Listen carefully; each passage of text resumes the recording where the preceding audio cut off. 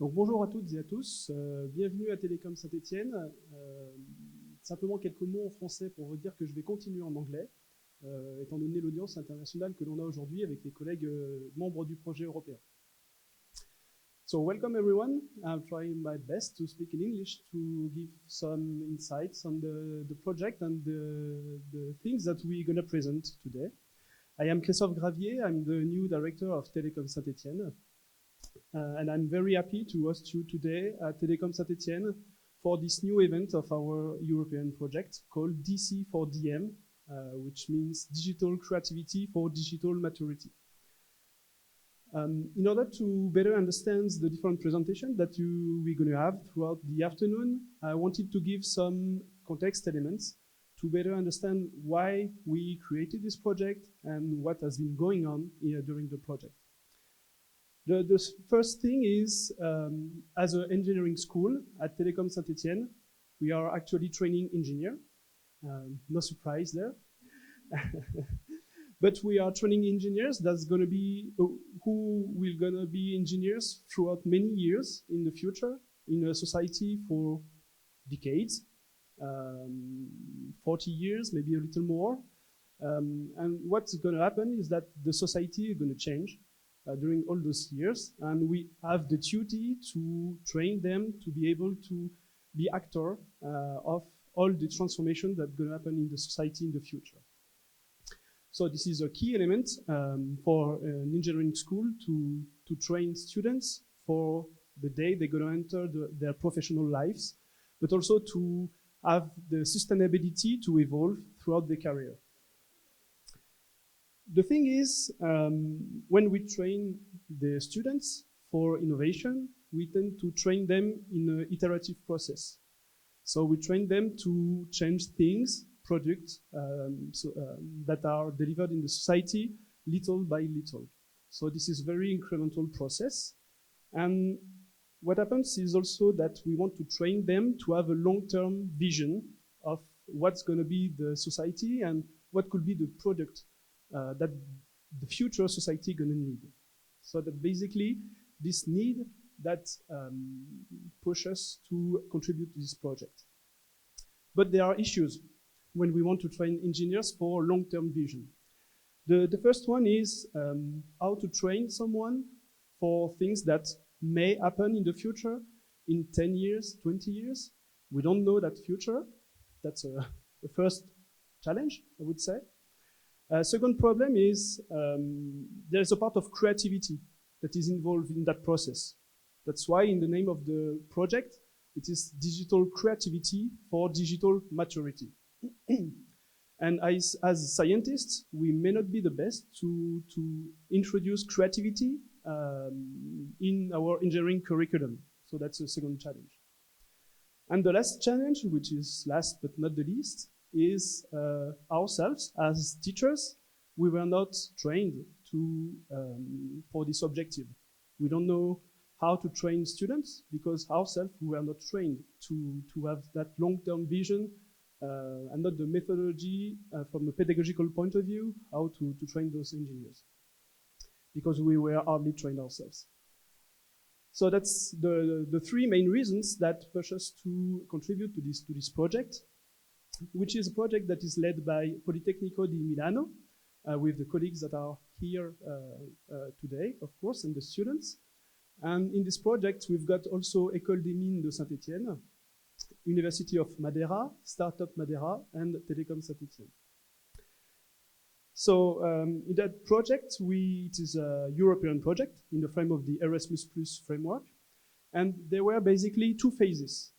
The first one was to have collective thinking with our colleagues from Madeira and Milano and Saint-Etienne, of course, in order to question ourselves on how to train the engineers to have a long-term vision. So basically, we spend time together to exchange how we are doing this today and how we can do better in the future. One key objective was to create a common ground to train the engineers, meaning that we wanted to find the methodology, how to train them, and also the tools to be able to train them for that long-term vision. And basically, the outcome of this phase is to come up with Learning Lab format, which is a 2 weeks Learning Lab with students where they are trained for that long-term vision. And this is one of the major output of the project. In order to be sure that that output is correct, we have then a second phase, which focuses on applying this methodology to our own students and create 3 Learning Labs activities, so 3 times 2 weeks, in order to validate if what we have designed is correct and allow us to train the students for long-term vision. The first Learning Lab has already happened. It has happened in Madeira, in Portugal, and it was on the topic of feeding Madeira, which is an island. So the question that was asked to the student in that first Learning Lab was how to invent, design, and encompass scenarios on how Madeira will feed in the future, and to try to make design product to allow the best scenarios, the most hopeful one, to actually happen. In the second Learning Lab, this is what have been done these last 2 weeks in Saint-Etienne that we organized with École des Mines de Saint-Etienne, was focused on mobility. So the main question was how to have responsible mobilities in Saint-Etienne mostly, but in the Europe, and thinking as mobility in 10 or 20 years. So what's going to happen in the afternoon is that we will have the answers that the students are proposing to us in for these different scenarios. So in short, the project is very important for us as an engineering school because it allows us to share the methodology. It allows us to develop new pedagogical activities, either because those activities were already existing in partners or because we design new pedagogical activities. Also to promote local startups. I know that Redley and Où Sortir, which are 2 startups who contributed to the Learning Lab, maybe here. I've seen one. Of course, I also hope that such a project will allow us to tighten our bonds with our European partners, and we will be able to do other projects in the future. I want to end this introducing speech with several thanks to all the participants. First, the students, of course, who traveled to Saint-Etienne for this 2 weeks experience. I know they enjoyed the city, they enjoy interacting with each other. I know they enjoyed also Halloween parties. I've been told. I also want to thank the speakers who were here 2 weeks ago to introduce the event and to give an insight of what is happening in Saint-Etienne. There were Stéphane Folliard, the vice president of the University Jean Monnet, who is here today. Hello, Stéphane, who delivered some insights the first day, and also Christophe Faverjon, vice president of Saint-Etienne Métropole, who was also here to deliver some insights. There were speakers also during the conference. There were André Tanguy from École des Mines de Saint-Etienne, also Cassandre Joly from the Agence locale de l'énergie et du climat de la Loire, so local energy agency and climate in the department. And of course the startups Où Sortir, Santé, Redley, les coursiers stéphanois et la Ligue protectrice des animaux. Sorry for the French names of those associations or companies. Were all part of the event throughout these days and make it interesting for the students. At least this was the objective. I want also to thank the Cité du Design because we were able to access, to have an early access of an exposition on mobility, which is currently displayed at the Cité du Design, and they gratefully allows us to go to that exposition like days before it opened, but it was very insightful for the students, obviously. And to conclude, I want also to address my personal special thanks to Céline Villon, who may be hidden somewhere. Where is she? Okay, she's still doing stuff. and Claire Legrand, of course, who were the two people with also Fabien Labarthe, but I don't know if Fabien is here, who were the three main people involved for Télécom Saint Etienne in that event for 2 weeks, which is quite a long workshop, 2 weeks, as you can understand. Also during this week of holidays, where they both willingly participate and put a lot of efforts for this event to happen. So thanks a lot to them. Thank you. We will then proceed with the rest of the program, and maybe I will allow Marita to give a few words to the audience.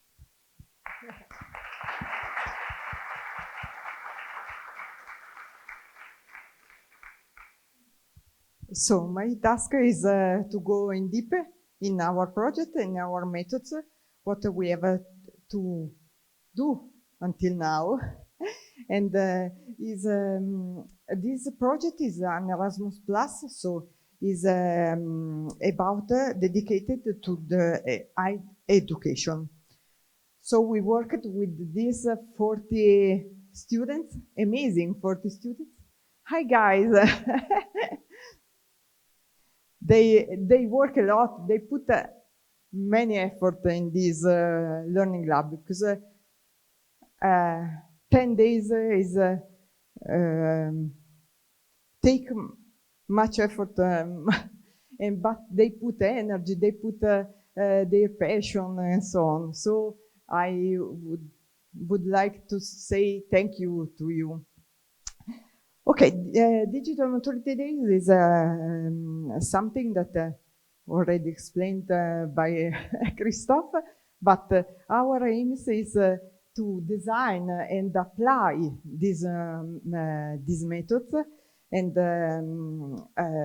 spread also this human-centered model to empower digital creative abilities to drive the future of emerging technology. So this is the point that we are trying to reach and to develop. As Christophe said, there are Polytechnico di Milano, Télécom Saint Etienne, University of Madeira, Startup Madeira, and MINES. And there is Valentina from Yuma.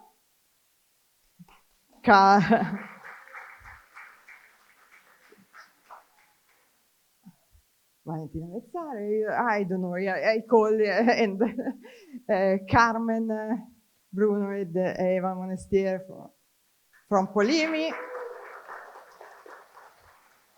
and Claire from Télécom Saint Etienne, and there is the person that is involved now, and then and means, but oh, Gigi, sorry, I didn't see you. Sorry. Jenny.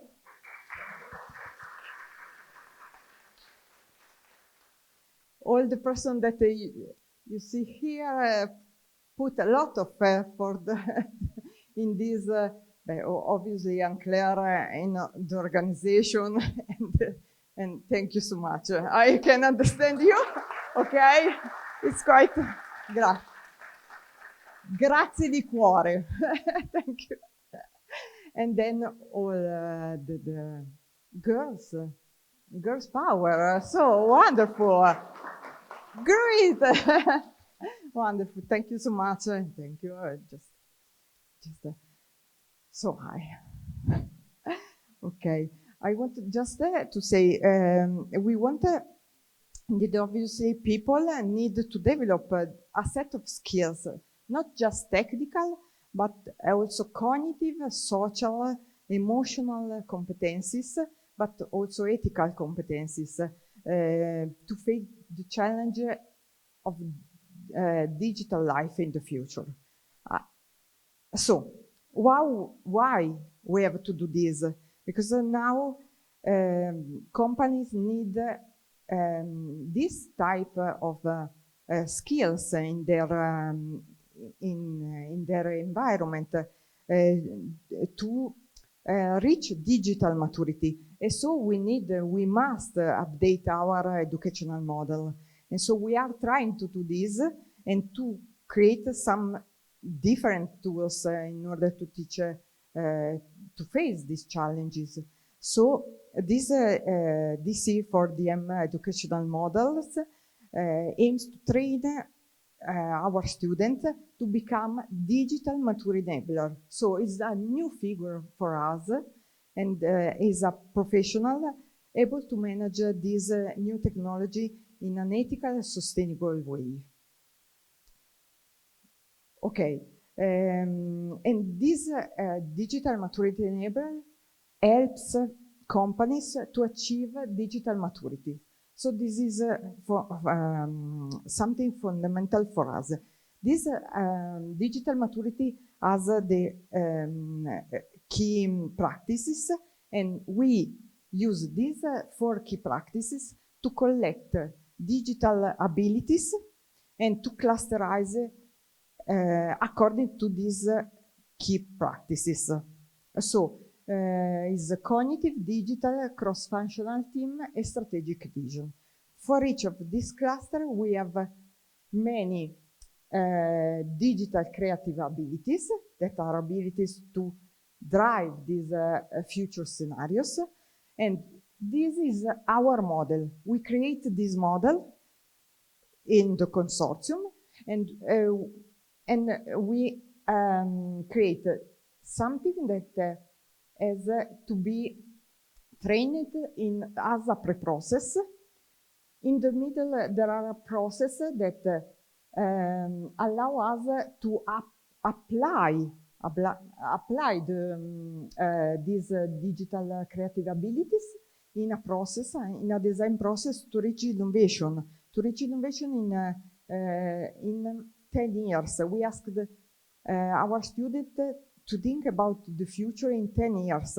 So the process is not a digital thinking process, normal digital thinking process, but is a future thinking process approach. And then the last one, but not least, is the post process, in which we iterate our students and who want to apply this process, iterate the DCA, the process. Okay, we create also an open teaching methods. That means we create a Miro board, so it's open for all who want to use these methods and this process.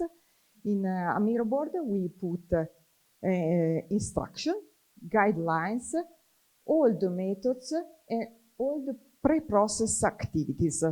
So we create a Miro because we want that many teachers can apply these methods. And as you can see, is a path, and we divided this path in two. One for educators and one for students. So we put all the instructions in this Miro board and all the activities.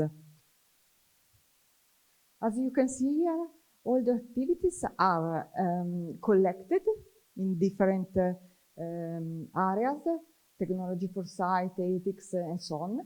And each teachers that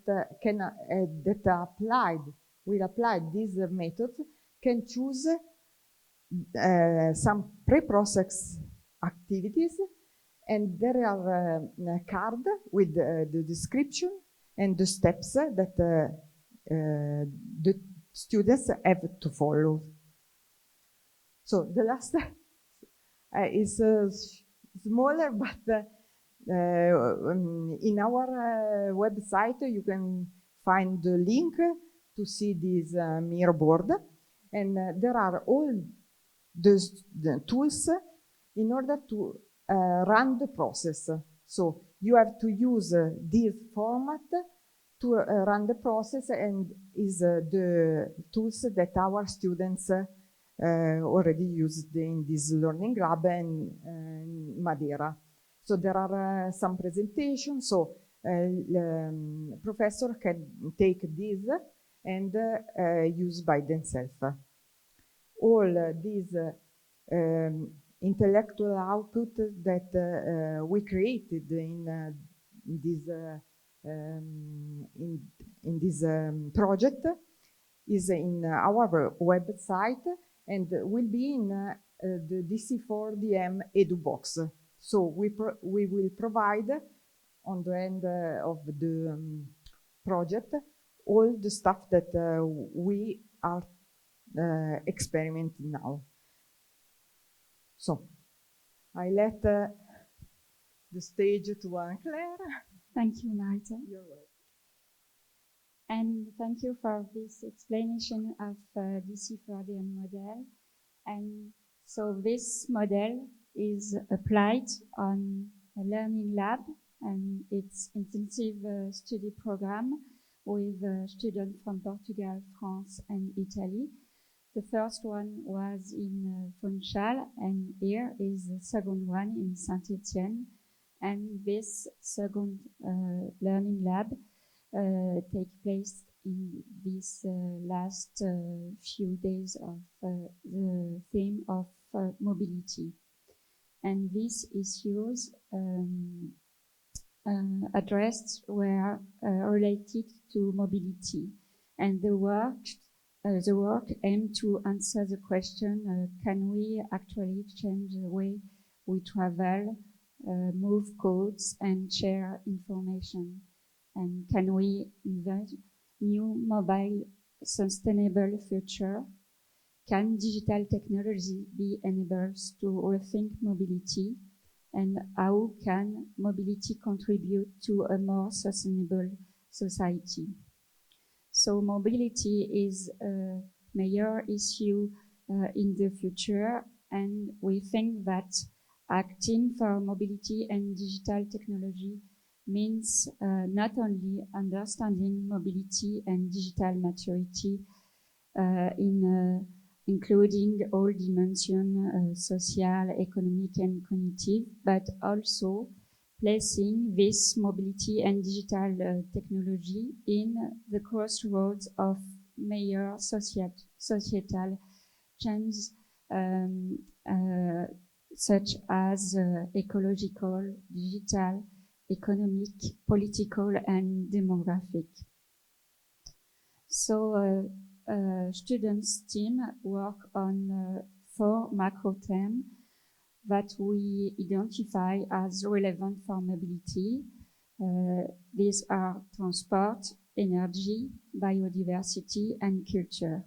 And 4 startups illustrated this issue and challenges of each macro theme. Les coursiers stéphanois, here, thank you.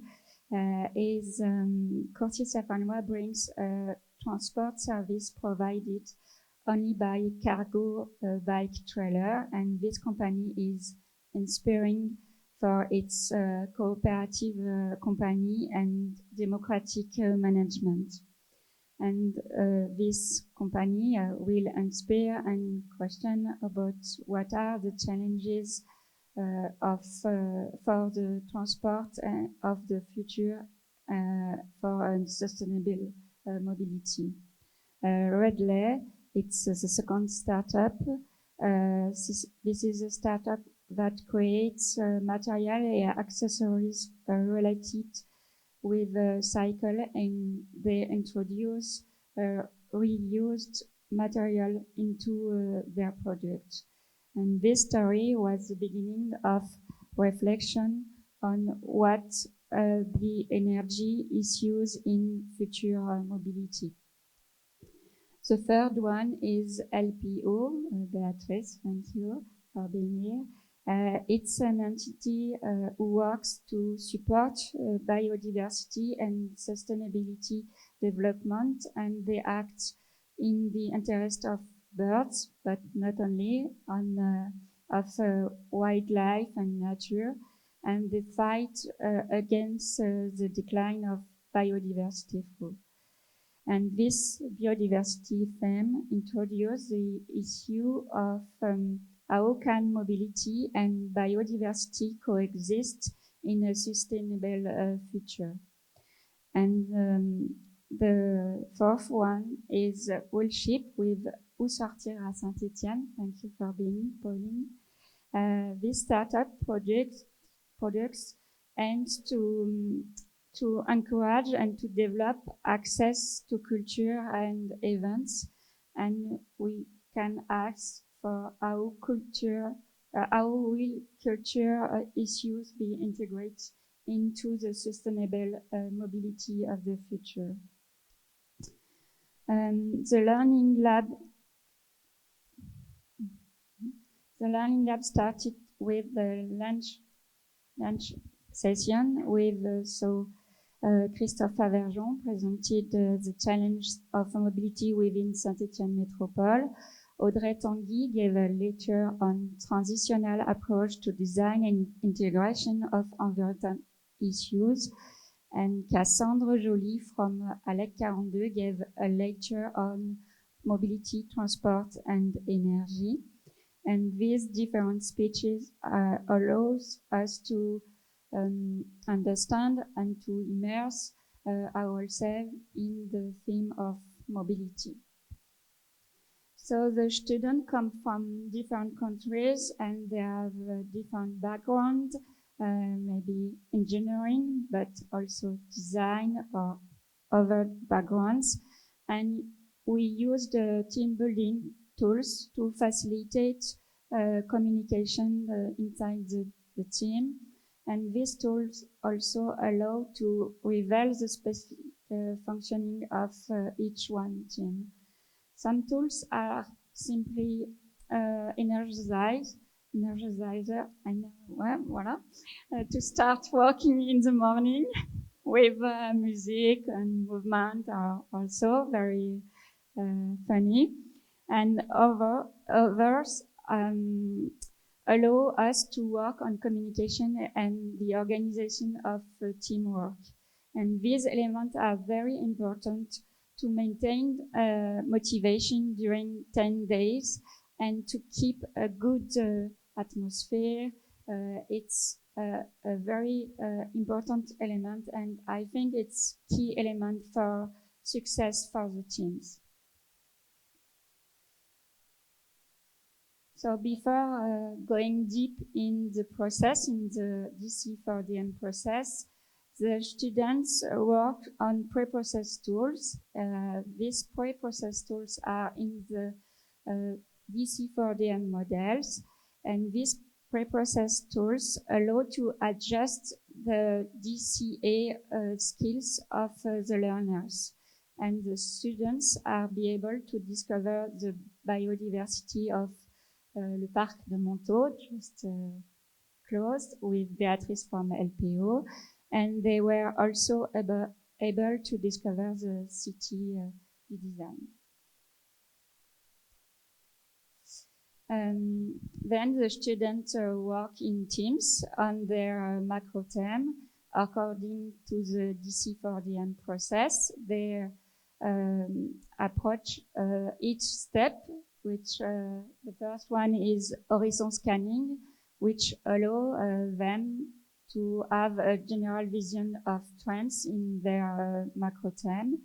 Then visioning, which allow to identify a vision of future and to create scenario of future. And finally, the ideation and prototyping step. And they work on the same DC4DM model, the same tools, but adapted with different paths according to their theme. So biodiversity, culture, energy, and transport. So this is the time for students, and we will discover the result of their work. So we will begin with the first team. Thank you.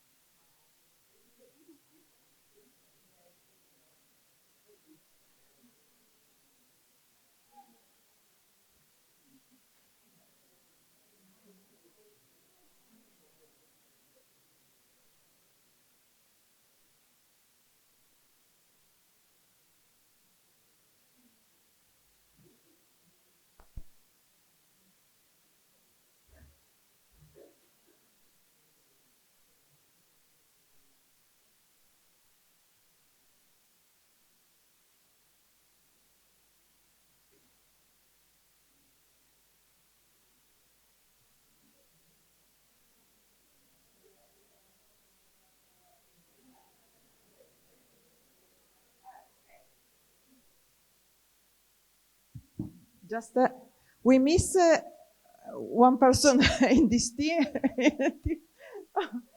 Oh wow! Great! Ah, wonderful. They catch me. Yes, from the bottom. Okay, who have to start?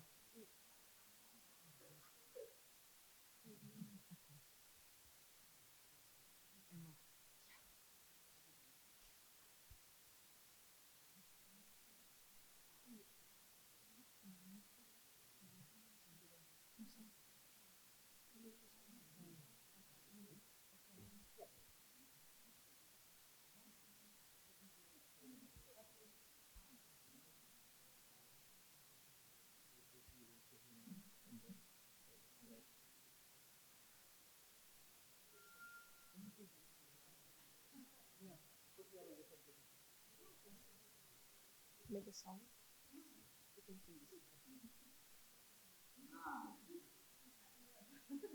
So, I hope you will enjoy our presentation. Soon it will start and we will present mobility and culture.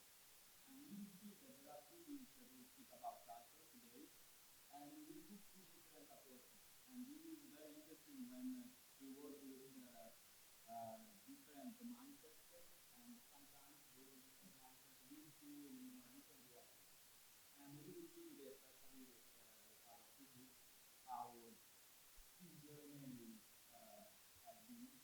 And in our case, it's very important because there are only two groups that are this subject, that are culture. Our group and another group. The other groups have different marketing. I am. Okay, let's present ourselves. So I'm Romario from Polytechnic of Milan, but originally I'm from Albania. So if there is an Albanian here, no, okay. I always try to find some Albanian somewhere. I am Bianca from Télécom from Etienne, originally from Polytechnic of Milano. I'm Rafael from Polytechnic of Milano, originally from Rome. Hello everyone, my name is Anthony. I'm from the University of Malaya. Hello everyone, I'm Kusama. I'm from Telecom from Italy. And I'm Emma, and I'm from Télécom from Etienne too. And as you can see, multicultural. And the background? Yes, so my background is, I did 1 year, I have a strange background. I did 1 year of management, 1 year of philosophy, and bachelor in graphic design. And now I'm studying interaction design. So a little bit strange. So my last year of physical engineering. My background is architecture, but now I'm studying In my case, I'm finishing my bachelor in business management. In my case, I'm working in the Bachelor of Engineering in Internet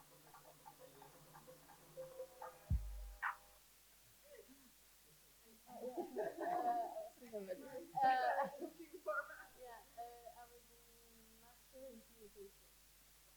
So we are ready. Yeah.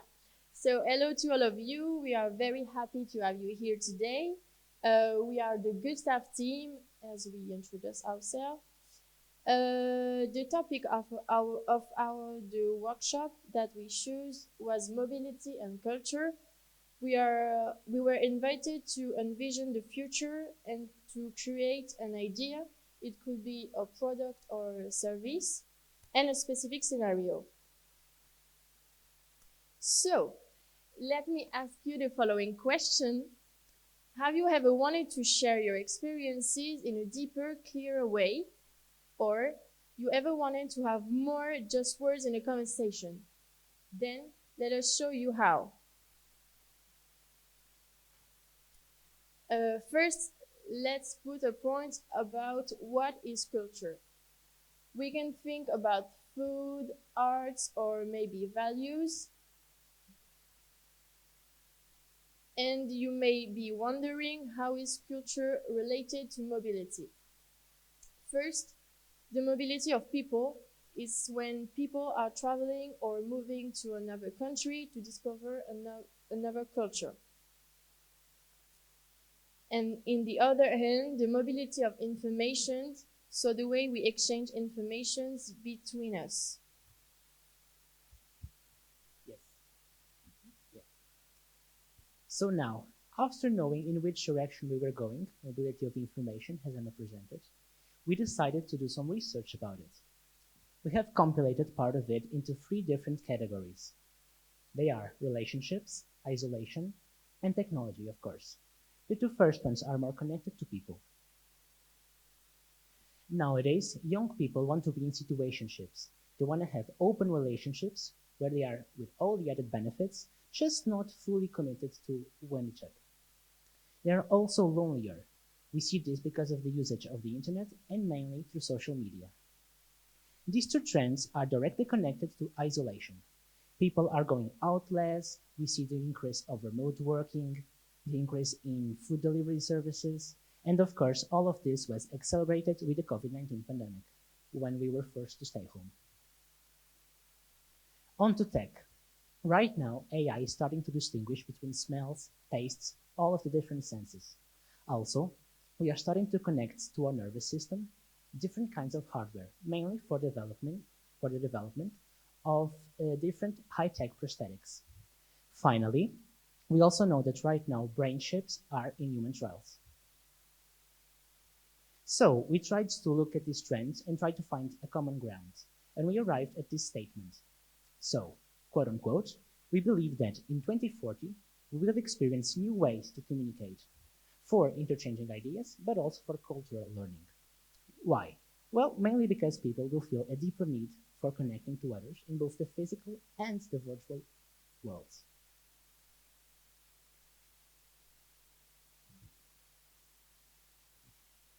So, thinking about this future, we introduced 2 axes of polarities, one between a physical and virtual world, and the other one between a world in which technology controls human beings and versus the world where human beings control technology. So the first scenario, which is called the Great Virtual Expansion, takes place in the virtual world where humans control technology. And in this world, human beings will efficiently lead their lives in the virtual world. The next scenario, it takes place in the virtual world again, but it's a scenario in which technology controls human beings, and it's called the virtual dystopia. And in this scenario, everybody lives in their own virtual world where they are mentally and physically isolated from the others. The third scenario takes place in the physical world, but again, this is a world where technology controls human beings, and it's called the techno bubble era. And in this world, although people are physically connected, physically in the same place, they are mentally very isolated. And the fourth scenario takes place in the physical world, but a world where human beings control technology again. And it's called the era of biomechanics. And in this world, technology is exploited by people to enhance their characteristics. And this is the world, the preferable world that we chose to design for. Okay. Now that we all know that we are going on the era of biomechanics, where humans are the leaders. We are the leaders of technology, and we live in the physical world, so that we can connect to other people in order to understand more of our cultures. So, to start with that, we had to brainstorm some ideas, and in this phase, like all our ideas came up on one common idea, which is connecting people to try to socialize more and know about each other's culture, and to avoid the worst scenario, which is isolation. So the idea that we came up for is that we should have a device that can connect people, but this device should be futuristic and aesthetic.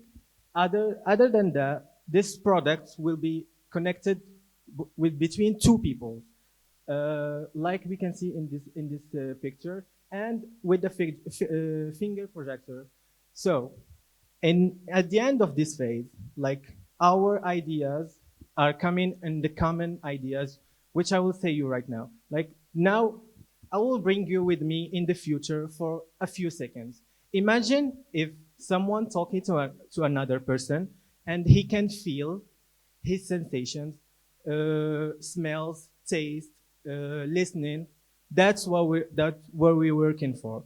And from the theory of acupuncture, where we can we all about research we have that on our hands, like we have here the smell, the sight, the touch, the sound, and the taste here. So in order with only hands, we can control connecting to others, and for that we have our prototype. So we know that information travels in our brain thanks to electrical impulses. So we can exploit this fact to design an innovative device that exploits that impulses that travel from our hand, and in particular from the key points that he showed us, directly to our brain. Moreover, we have also told you that in the future we envision, we value very much the control that as humans will have on the technology that we use. For this reason, our device will value privacy and control. Privacy means that no data will be stored in our device, but there will only be instantaneous transmissions. And as for control, this means that everybody will decide when to wear it and when to take it off without any constraints. Having all this in mind, we have designed Gustav. That is a fashionable and discreet device that will enhance your way of communicating. In fact, using Gustav, you will be able to communicate and to share all your private experience, sensations on anything, not only using oral communication, but exploiting all the 5 senses.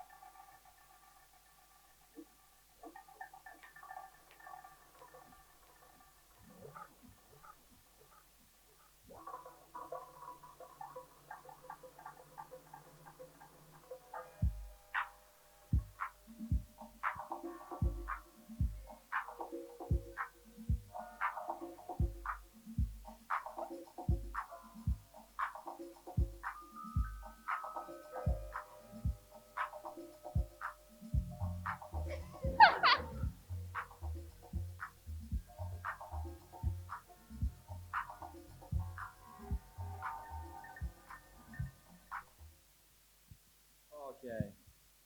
So,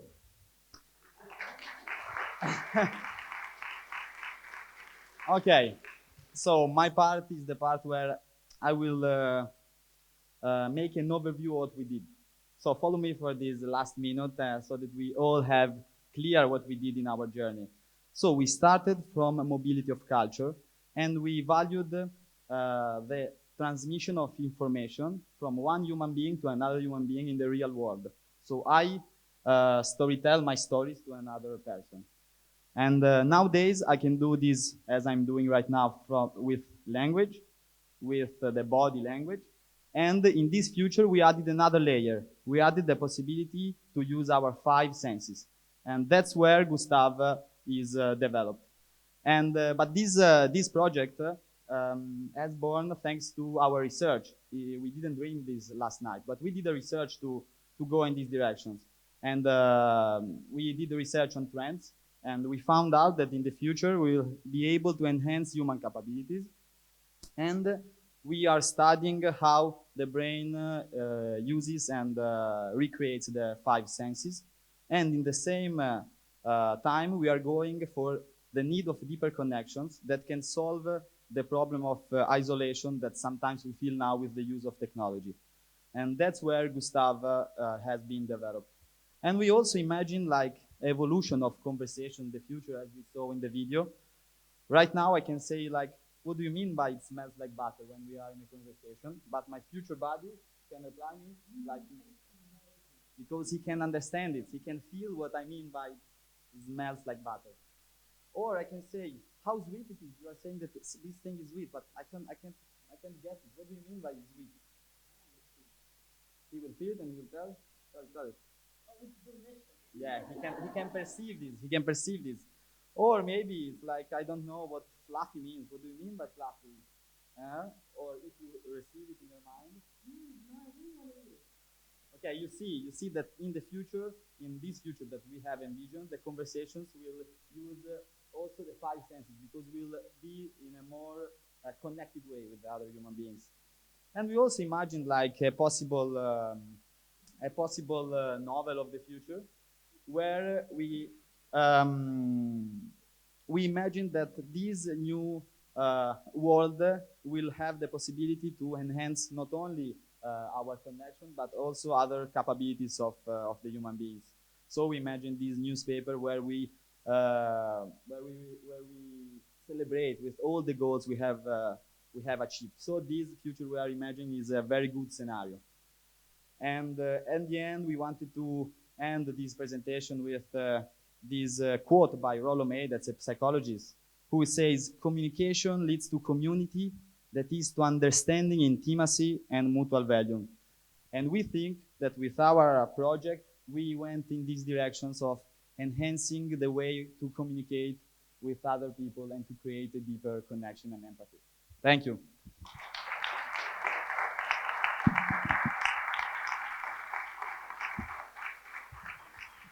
Thank you. Great job, yes. Very great job. So thank you so much. The question and suggestion will be at the end of the presentation. Thank you.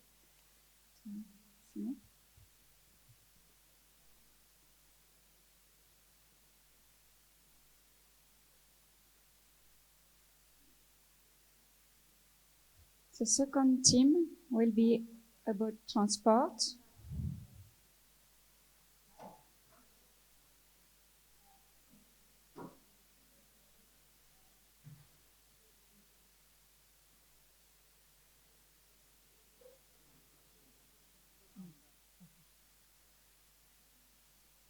Okay, good afternoon, everyone. We're Team PTSD, a small pun, but we also stand for Pioneering Transport and Sustainable Development. My name is Shrishti. I'm from Politecnico di Milano.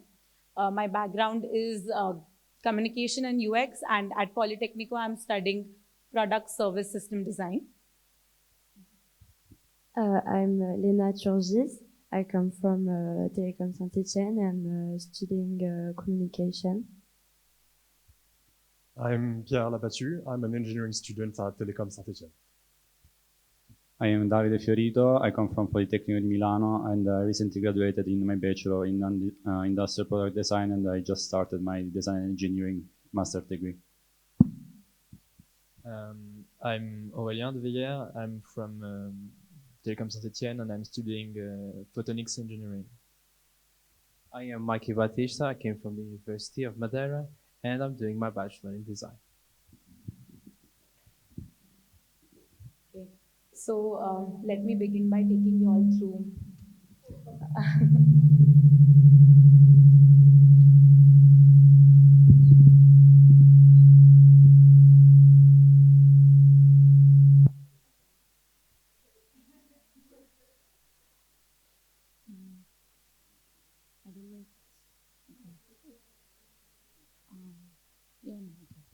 Yes, so as you saw, each group had a macro theme, and our macro theme was transport.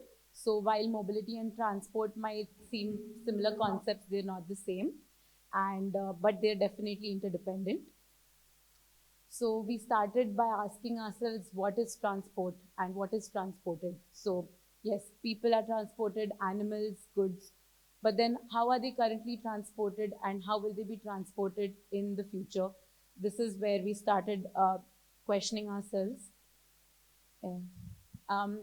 So during the first phase, which was the horizontal scanning, we did a trend research, and of course, we had a very complex trend map, but to speak about a few, we saw the trends moving towards the shared economy and sharing of services and goods. Then the Gen Z awareness, which is people that are younger than 25, their awareness towards sustainable behaviors. And then also the reuse and repurposing of the current infrastructure of transport and how it was temporarily used, as you can see, as play streets or for car-free zones and so on.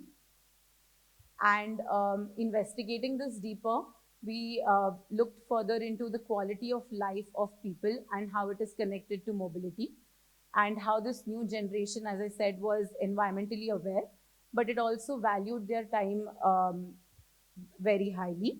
And they were also very familiar with the digital technologies, and they wanted a more interactive environment. And so we redefined our topic to go deeper into understanding and changing new generation sustainability behaviors. And so our vision is that in 2035, we will use sustainable transport systems for creating new consumption behaviors, because there is an increasing necessity for the individual and planetary well-being as well. So, starting from the previous statements, we came up with 4 different possible scenarios. We disposed them on this tool that's a 2x2 matrix. We build it on 2 axes of polarities, the high-tech, low-tech, and control education. So basically, there are 4 possible futures where we overcome the sustainability challenges. I'm not going to go over all of them. You can read a bit about it if you want, but I'm going to precise the one we choose to work on that we called solar punk. This is a collage we made so you can see what this future would look like.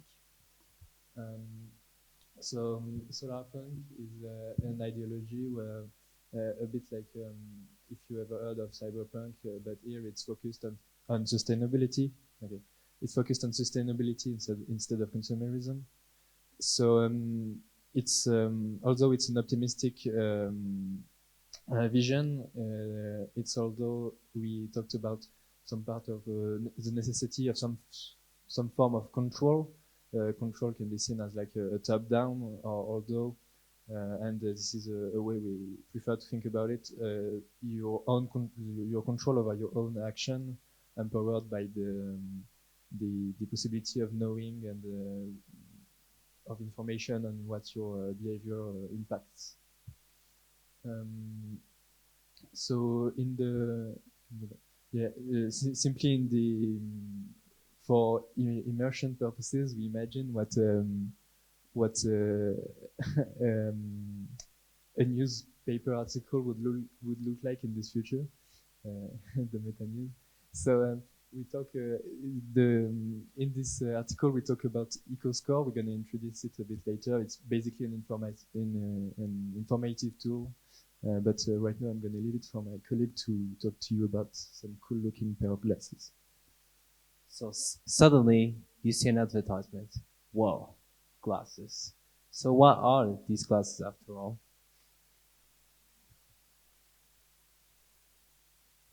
Well then, let me talk about it.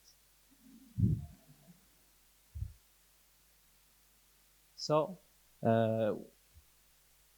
what are these smart glasses? Well, they're transparent, they're very wide, so they're not too uncomfortable on your face.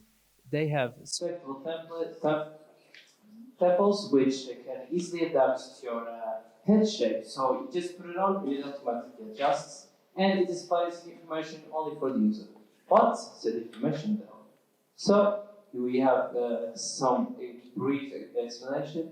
They keep updated with your EcoScore, and they can display relevant information of several contents which will be explored later, and you can have a bit of interactivity with on-demand services as well.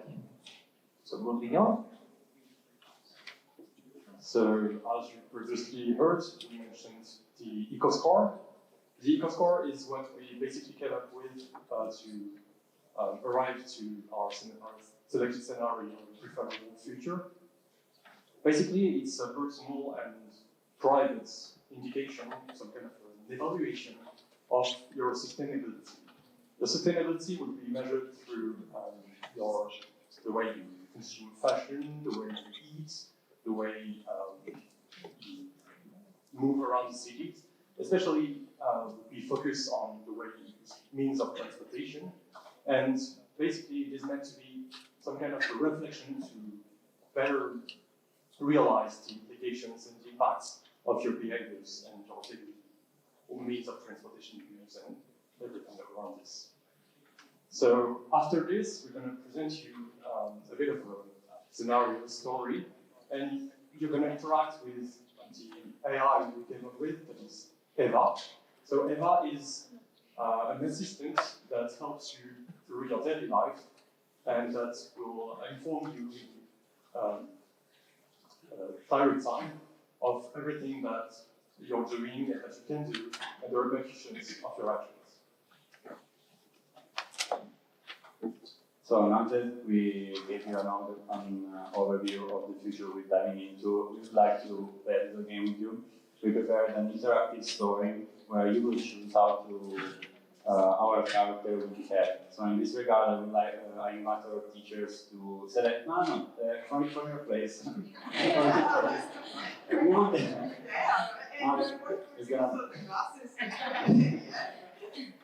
So you will be invited to make a choice in some parts of the story. So are you ready to dive into 2035? Ready? Okay. Then let's start. Good morning, Angelo. Wake up now to have enough time to cycle to work. So in this case, we have Angelo, which is at his home. He just woke, he's still sleeping, and his AI is waking him up. So what do we choose? He wakes up, or he snoozes the alarm?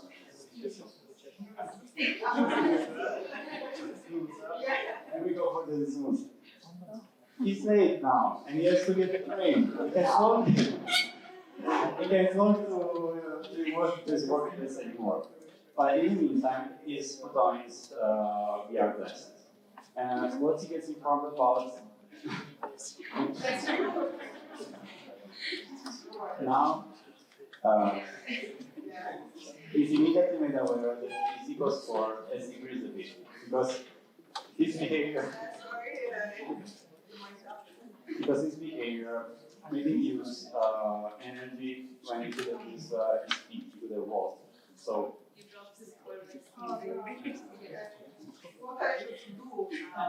you will discover. So. Would you like to be woken up 15 minutes earlier to take the cycle to work? So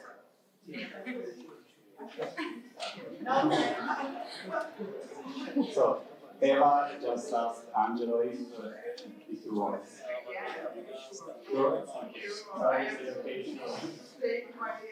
Okay. So now Angelo gets off the train and goes, and while walking to his workplace, he sees an advertisement on a billboard. I see that you want to know more about these shoes. Here are some details and similar options. And then it's displayed not in the billboard itself, but by the VR glasses, which are interacting with the environment, as Mikey said, that we have different options with a different eco score, even in this case. So we're presented with a choice again. Are you interested in purchasing any of the recently launched items? So which item do we choose? Any item? The eco score of the three, and accordingly you can choose whatever you want.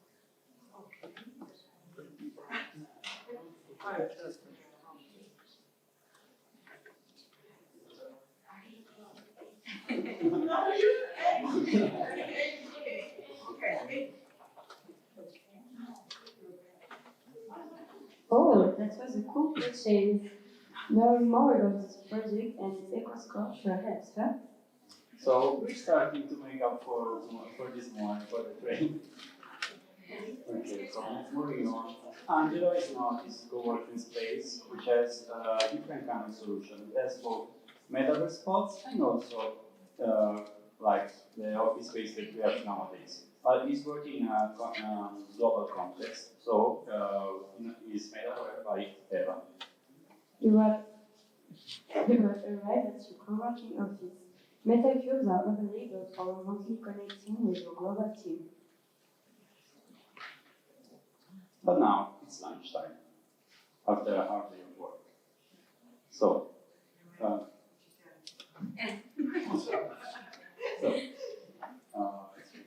Would you like suggestions on restaurants and food items with high eco scores?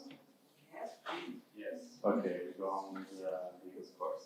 So we get recommended this healthy vegetable food. But how is it going to arrive to our destination? Your order has been placed. It will be delivered in the collective delivery. The order will reach you around 12:30. Your order has arrived at the co-working space. Drone number 1234 is on its way to you. In this particular scenario, we envision a better evolution of the drone delivery, but also of the bike deliveries, where basically bikes and drones help each other to reduce the stress on the worker, but also the distance that has to be covered by drones, which is a great downside because of the driving implications. Your meal has been successfully delivered. Bon appétit! If you wish to know more about the ingredients and sources of your food, feel free to navigate through the food table interface. So in this case, we have this interactive table, which can be a trend, a natural trend, because even the innovation of materials and interactive materials is something we found during our research. So in this case, we are presented with information not from the area's glasses, but by the table itself, which actively interacts with the food plate. And even in this case, we are getting up our eco score because we choose them all, because we got the most sustainable options. The smart bike lanes leave a green trail behind. The more you transport by bike, the longer and brighter the trail. Keep going, baby. So in this case, we have a more encouraging approach to mobility, which is not based on punishing people, but rather than encouraging them with some visual feedback and also some kind of mini game, which can help in this kind of behavior, in adopting this kind of behavior. So in this graph now, Angelo just met his friend after a day of work, and what they will do now, after a couple of weeks, they are going to a trip for the next month. So they connect themselves to the platform, and we can go on to the next message. And in this case, we have this connection with all the data. So the AI in this case is suggesting them to book a trip according to their preferences, but also to eco scores and a whole set of parameters that are already typical of this kind of platforms. So, which destination are we going to choose? Take in mind that we have also the TSF factor, which is the trip sustainability factor, which can have an impact. Okay, sorry.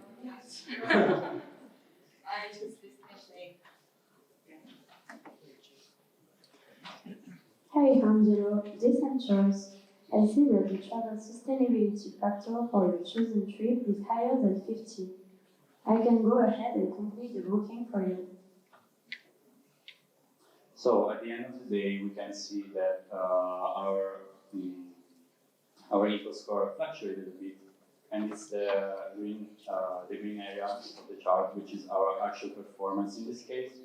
And then on the background, we have the gray chart, which is a simulation of how the eco score would have changed according, like if Angelo, if our protagonist would have followed all the suggestions by the AI in this case, which tends to optimize travels, but also the well-being of our users.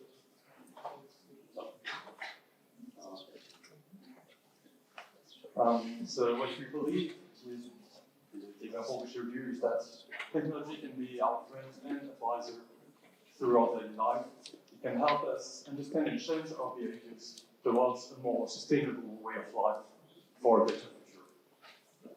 Thank you for everyone for your attention.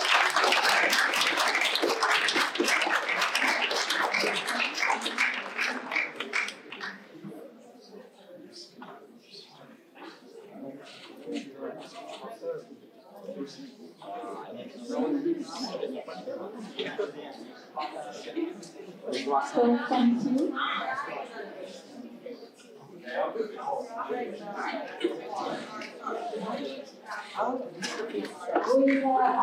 a little break, 15 minutes, and then 3 teams are presented by the secretary and engineer. So outside and take a break, 15 minutes. Hello everyone. First of all, we'll ask you guys to please close your eyes to feel the nature.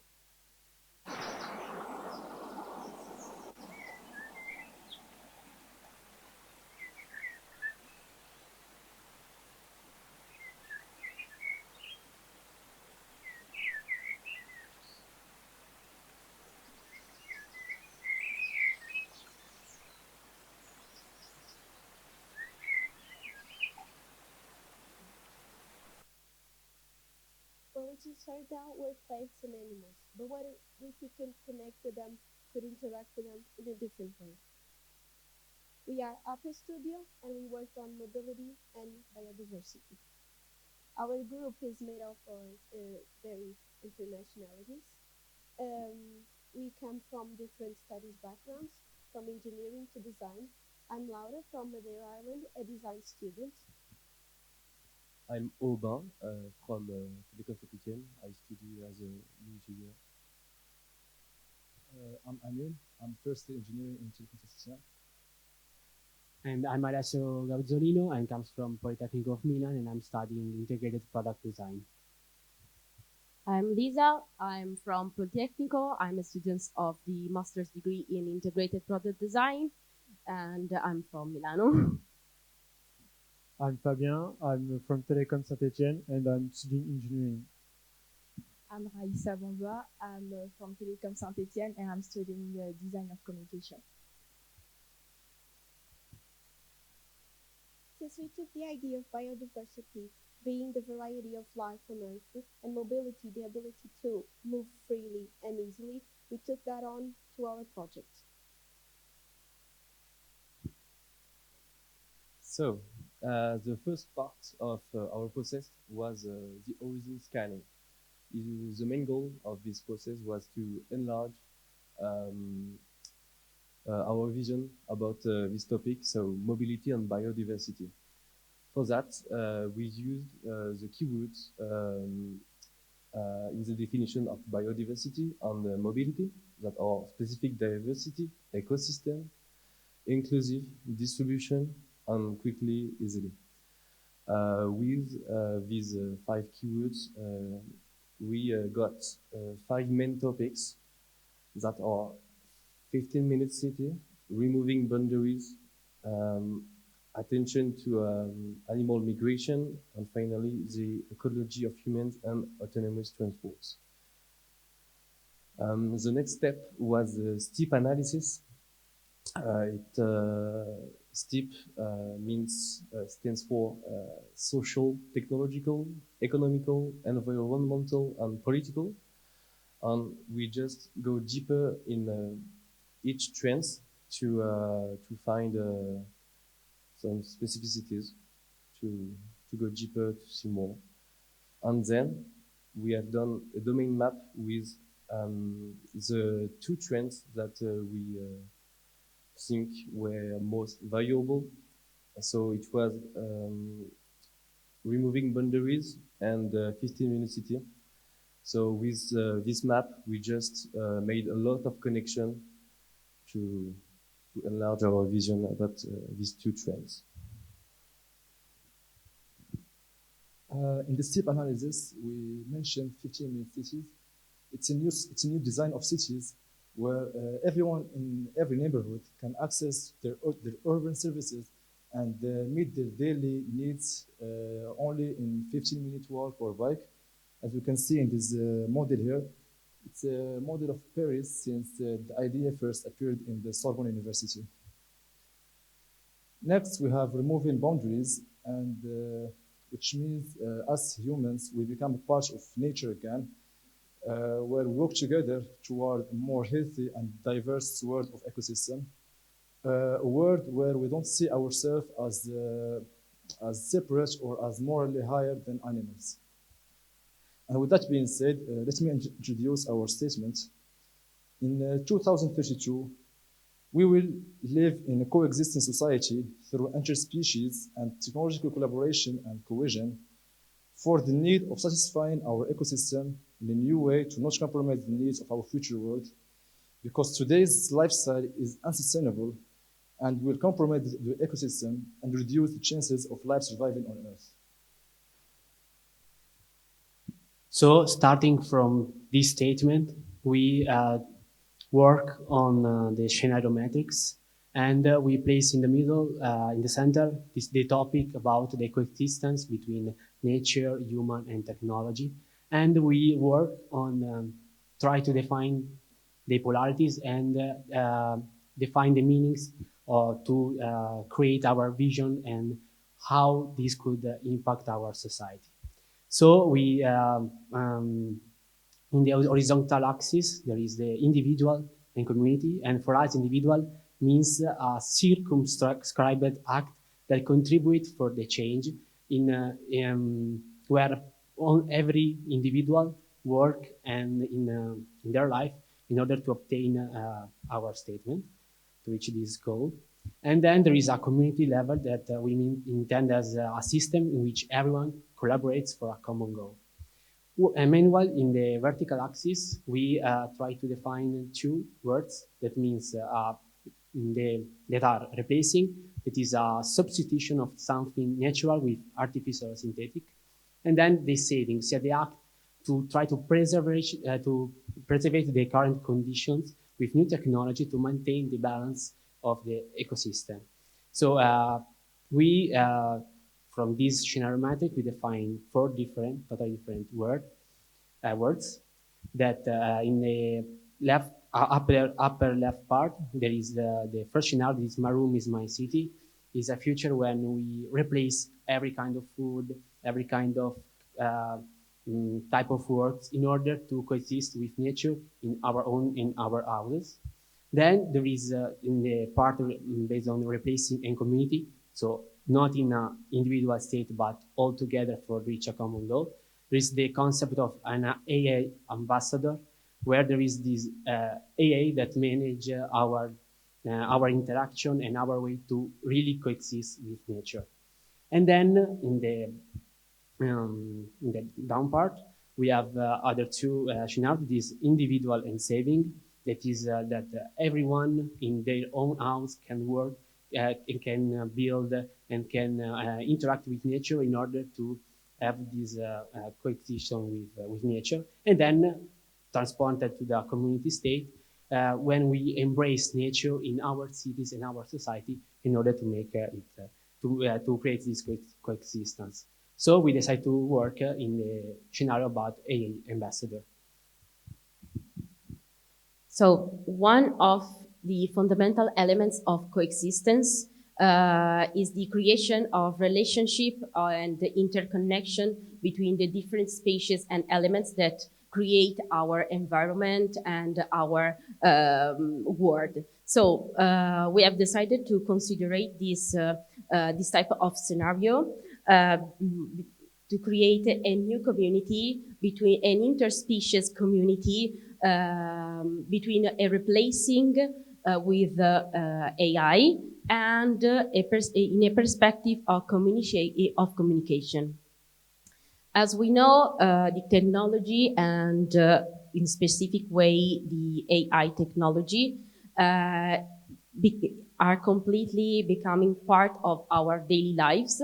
So the AI know our preferences, our routine, our loves, everything.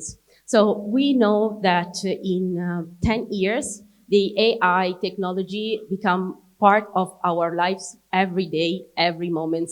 So it could be a tool to understand and to connect better our lives to another place, to other parts of our world. And as AI as an integration, not as a big brother that controls us. So if an intelligence that is an help for our lives and not a something bad, oh my god, something worse, something that could attack us. So in this scenario, we understand that there are new necessities. In a coexistence world, we need a balance between the different spaces, and how we can just create this balance. We can create this balance with the interconnections and with the intercommunication between species and between these elements.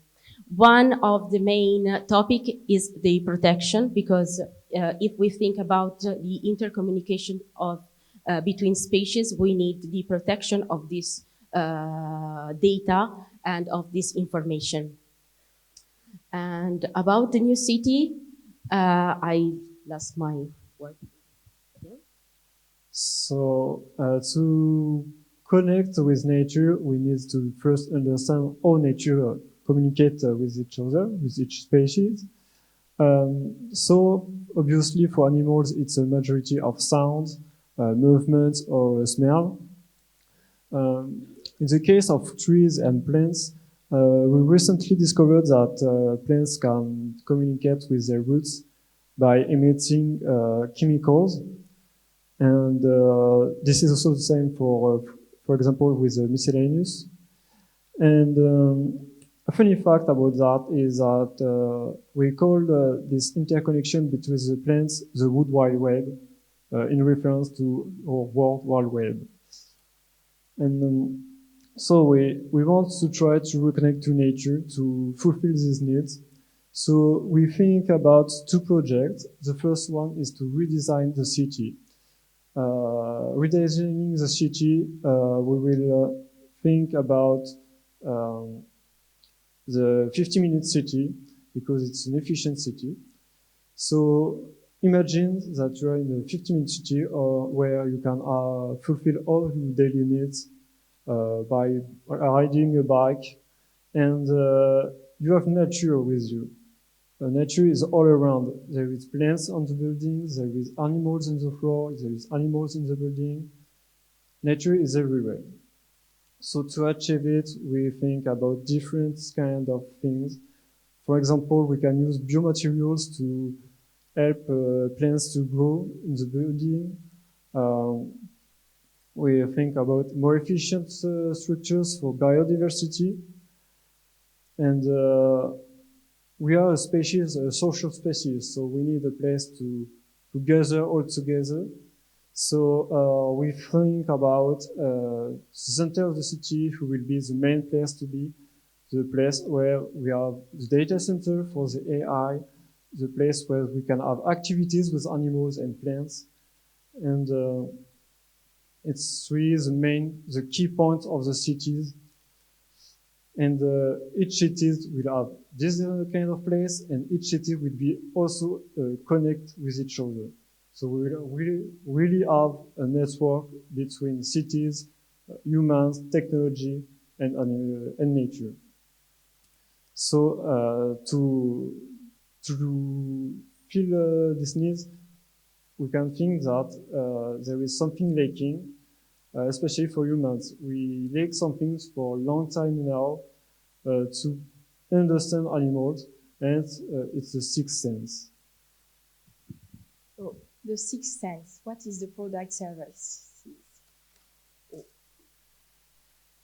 First of all, these products reconnect human and nature. So we create this device to educate and replace our sixth sense that we lost during the decades. It's also to balance the new city. In this new city, we must also communicate and understand the signals of the nature sends us. It's thus with the aim of recording of coexistence, but one human and nature that we have created the sixth sense. The sixth sense is flexible, comfortable. It can fit with everyone. The most important feature is that the sixth sense can transmit the vibration of the nature by the implant present in the bracelet. This mechanism permits to bring care of our nature. All the data are sent in the data center, which is in the middle of the 15-minute series.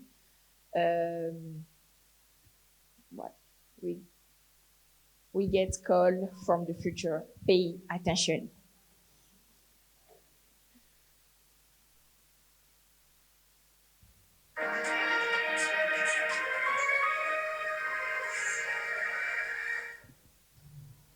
And with some breaking news, the impossible is finally possible. The International Organization Save the Earth announced that climate change is no longer a problem. Laboratories all over the world are confirming that the industrialization effects are at their lowest, and as a make worse, the president of the organization, humans, animals, and plants are entering a new era of coexistence. Governments are announcing a new national law. Thank you for attention. We are APS Studio Group.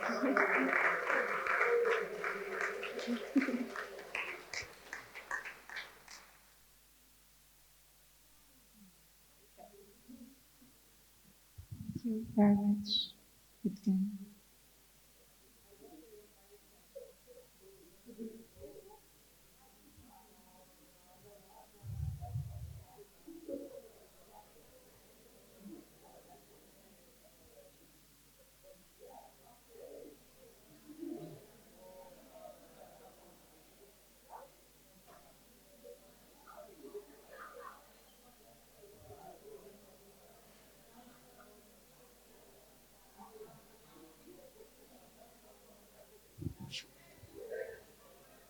The techie team.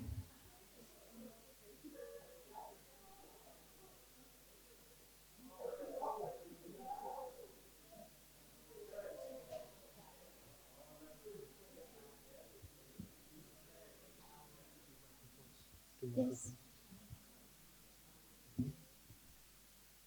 Hello, everyone.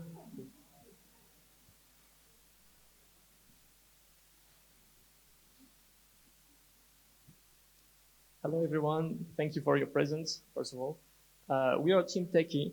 I'm Abdullah from Télécom Etienne. Hi, I'm Claudia from Universidade da Madeira. Hello. I'm Dennis from Télécom. Hello, I'm Emma from Télécom. I'm Vince from Polytechnical. I am Casason from Politecnico di Milano. So our team, the Techie team, is working on mobility and culture. So the starting point is, first of all, the definition of the macro theme. So we started by thinking about what does mobility and culture means.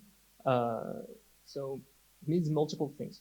How the behavior of people for moving, firstly, the scale, people are moving differently in cities for traveling, etc. And also the aspect of culture. How is culture moving with people geographically, but also how people access culture. Next, with the horizon scanning, we needed to find signals and trends happening right now to envision the future. So we found clusters, and those are cultural accessibility first, how people are having like experiencing culture differently. The other one is economics, how the approach to that is changing as well. Like we saw mobility as a service, and like hotels are changing their behaviors in order to host people. The next one was experience, like as an experience with nature, solo experiences, cultural experiences, and also like with family, etc. And the last two were education regarding to culture. Also, we are changing our behaviors regarding this, and it's up to our society, kind of. And the last thing is health and safety while traveling. People, especially related to COVID, are looking for like more safe travels. So this isn't all of the trends, but we chose so cultural accessibility and experiences. The first thing is augmented reality usage in museums and in like events, etc. We chose like the mixed reality aspect of it. And for experiences, the slow travel culture is a huge trend, and we believe it will have an impact in the future. So the idea of it is that people travel slowly to experience better, to also be more sustainable. And we have a little meme here with like the youth and people looking that we will travel slower in order to experience more things and also be more sustainable. So I'll have Emma present some figures related to slow travel. During our research, we noticed that the transport is responsible for around 30% of France's greenhouse gas emissions, and cars are responsible for more than half of this CO2. According to EDIM data, the train is the greenest mode of transport. We can see on this graph that the train is the means of transport which emits the least CO2, contrary to the airplane, which is a means of transportation that emits a lot of CO2. This data shows that the train is a more sustainable means of transportation than the plane.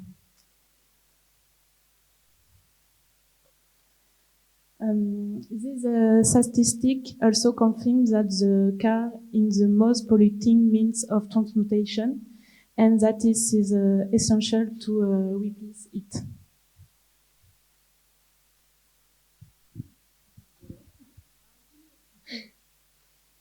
Talking about another trend that it's emerging in China, we have the social credit systems that helps the society maintaining his good actions.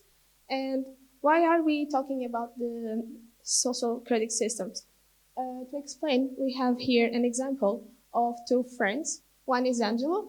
He has a humble life, a simple house, and his bicycle. And then we have Sarah, who has a big mansion and a private jet. We can see that Angelo is sad, but not because of his humble life, because he's really fine with it. It's just because he lives in an environment that's getting degrading because of actions of people like Sarah, who are always not making the most sustainable choices. And why are we talking about this again? Is because we want to make things a little bit more fair for everyone. And then we are creating the Sustainability Credit Score, who is a system based on the system of China, who gives you points if you do a sustainable choice and takes you points if you're doing not the best choices. And the reason for that is for the government can have some kind of control over the sustainable things that people do. So they can give them some kind of consequence if they don't do the best choices, like paying taxes or not doing the most sustainable options for the environment. So, combining the increasing trend of governmental control over people, as well as young people preferring to slow travel, we have identified this 2x2 matrix whose axes are going to be forced sustainability versus unforced, and the other one will be experience culture and instant culture.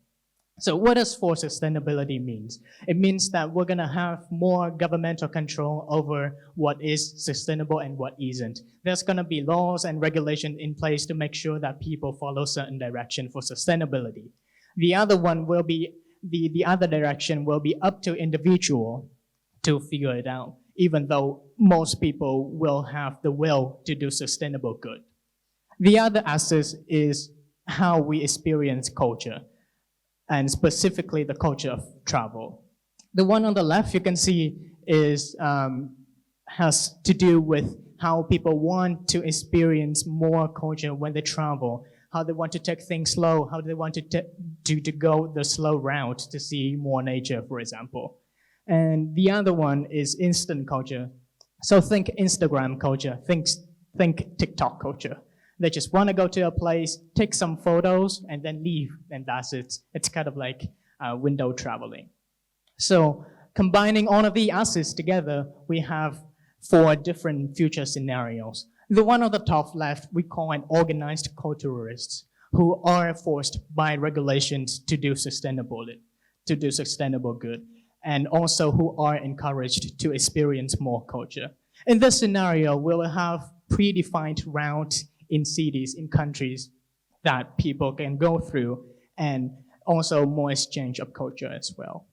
On the right half, right, upper right, yeah. They will be limited tourism. So there will be checks in place to limit the number of people who can experience culture and also experience tourism. And yeah, that's it. And the one on the bottom right will be the reality escapists, those who are so fed up with the reality of the world right now. And they just want to go to places just for the sake of it.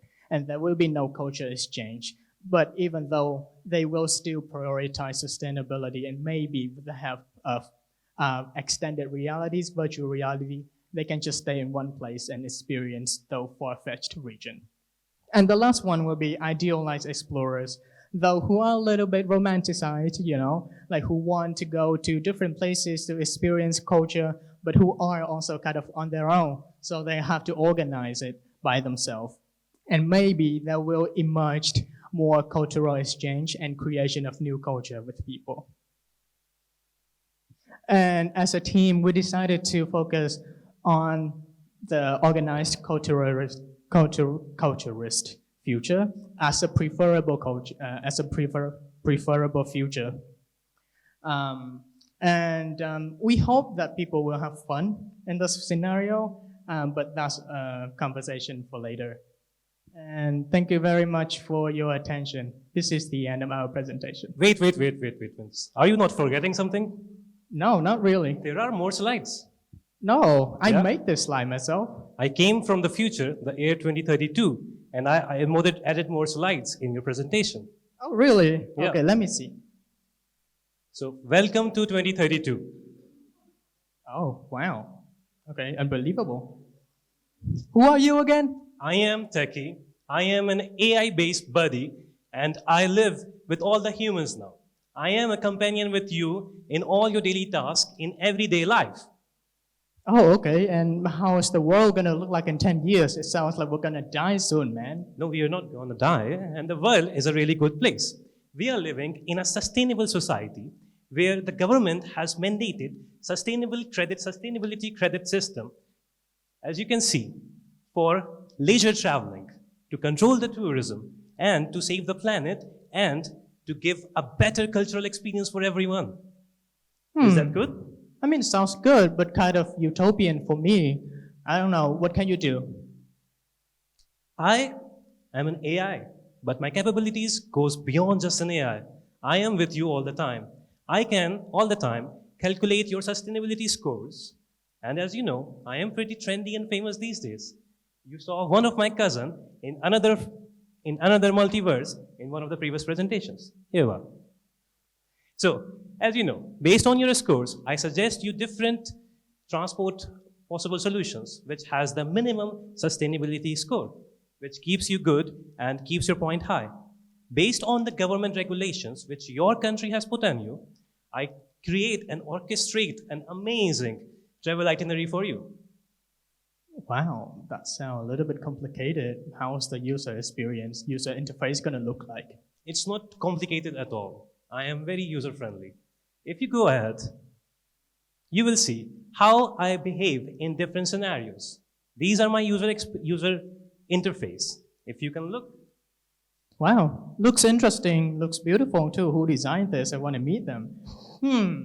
Oh, so I can see that for leisure travel, there will be different options like traveling by train, by bike, by foot, and also giving the time it would take to travel, and also the sustainability score too. That is good. I want to choose Sustainability is the something. priority. Yeah, I want to choose something the most sustainable for planet Earth. And also, the itinerary is from A to E. It's not from A to B. So it means that, I can travel around in different places and, experience more culture out of it. And also, speaking of which, there are so many options to experience culture here. Architecture, gastronomy, local economy. I hope that your AI is good enough to, recommend me some places for French cuisine.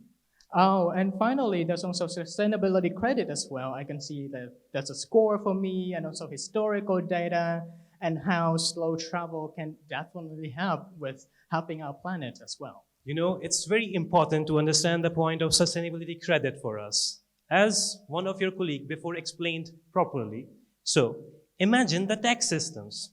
If there is my friend Angelo, and there is another friend of him, Sarah. So Angelo, he's living a humble life. But Sarah is very rich. She pays her bills. Both are paying their bills. But why Angelo has to face the consequences of Sarah's actions? So this government, my government in 2032, they came up with this plan and they allowed some sustainability credits to everyone. It's like a tax system, just based upon your assets, your work-life routine, your lifestyle. Oh, wow. Oh, and there's more. It's a multimodal experience. Dennis, come look. There are so many interesting things here. Hey, Vince. So here I can see that Techie came up with 3 examples of usage. And whether it be on smartphone or smart mirror or holographic watch, it seems so simple to use. And not only will it monitor my global environmental impact, and it will also provide guidance to reach high sustainability. Like for instance, on the left, I will be able to plan my journeys on the smartphone with the help of Techie, and I believe that the latter will automatically generate itineraries and compare these options to give me the best and healthiest choice. And also I can see here that there is a smart mirror. Finally, I will be able to brush my teeth and maybe do my skincare routine while checking my statistics and sustainability score. So it is quite useful, right? And finally, I feel sometimes uneasy to navigate while using my phone, and I can see here that thanks to this watch equipped with Techie, I will be able to experience local culture without having to resort to my phone. So this is so handy. What do you think, Vince? For sure. Dennis, I'm gonna ask you about your skincare routine later. But that sounds so good. I just want to experience this future. Techie, can you bring me to the future? Yes. Would you like to go on a journey of a slow travel with me? Of course. Yeah. So imagine You are going through the mountains of Alps in Switzerland or France or even Italy. And these trains are going very slow at the speed of 72 kilometers per hour. The windows are super big. You can easily enjoy the nature. And there is me, your friend.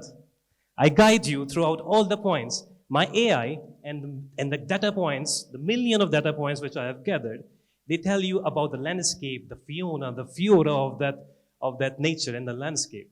And this will not only enrich your experience, it will give you more knowledge.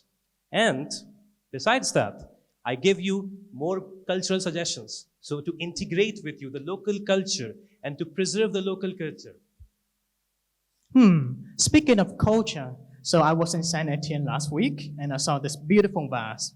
They say that it was from Napoleon time and it was super ancient and antique. What do you think about it? It looks really good. But my friend, I'm afraid to say it's a Chinese copy. If you want a really good one, I can suggest you, it's just 2 streets away from here. Oh, okay. How do you know? I'm an AI. Okay. Will you go with me? Yes, I would like to go with you. But let me just give everybody a little news from the future. So, techie is becoming very popular with everyone, including the elderly people. Techie and AI, which was a fantasy of yesterday, is the reality of tomorrow. Techie is used by a large amount of people, irrespective of their age, their ethnicity, any background. And these people, they love to interact with techie. It tells them about their medications, it tells them about their daily life routines, and all the other things, how they can interact further with their more culture and with their friends. So we believe techie is the future. Thank you so much.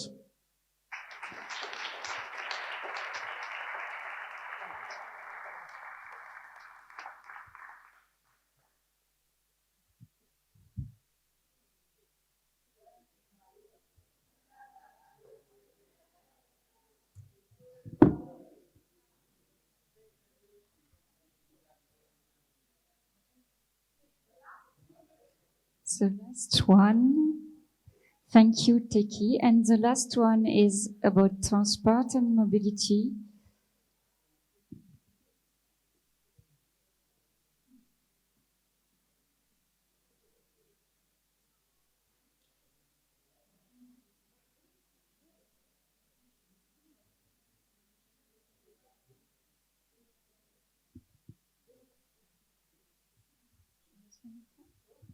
C'est Angelo qui commence.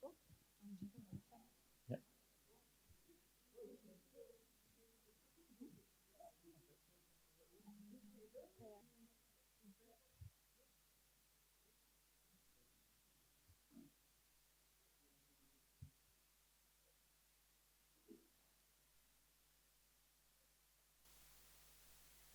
Okay, are we ready? Let's start. As you could see, the other team had to deal with mobility and biodiversity, mobility and transportation, and mobility and culture. Our team had to deal with energy. So let's see who is our team.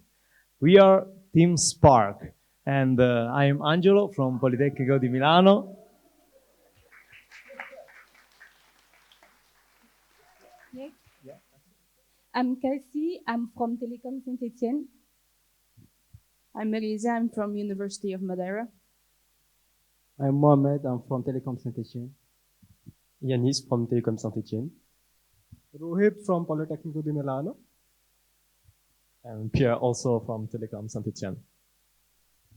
Perfect. Now I leave the stage to Cassie, that is going to show us what does it mean mobility and energy.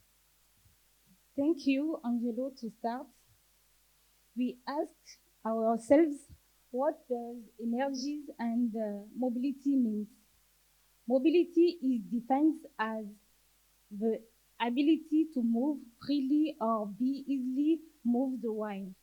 And energy is defined as power to do work that produces light, heat, or motion. Thank you, Cassie. To better understand these themes, we had to do the horizon scanning step. So we ran and performed several research, scientific paper, a lot of information, and we selected the most important for us, and that I'm gonna show you. So, global warming. All of us know what global warming is, and we are experiencing higher and higher global average temperature in the Earth surface. Deforestation. The Earth's green surface is going down more and more through the year, and we are trying to tackle these problems with the renewable energy transition. But this transition is going to need a lot of raw materials, and this is a problem for us. So we found out this, but also related to mobility, we saw that there are a lot of people that want to travel, and the number of people that are traveling in the world is growing.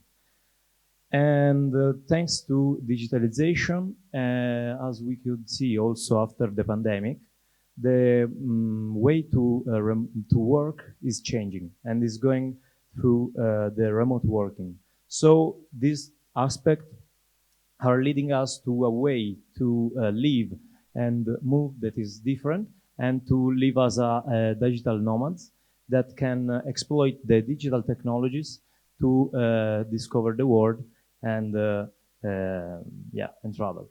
So after having cleared in mind these trends, we went to clearly specifying our scenarios. Now I leave the floor to my. So for our 2x2 scenario matrix, we came up with 2 axes and 4 different polarities that derives from technology-oriented evolution, for biology-oriented evolution, and mobile houses to fixed houses. I'm not going in depth in all of them, just the one that we picked.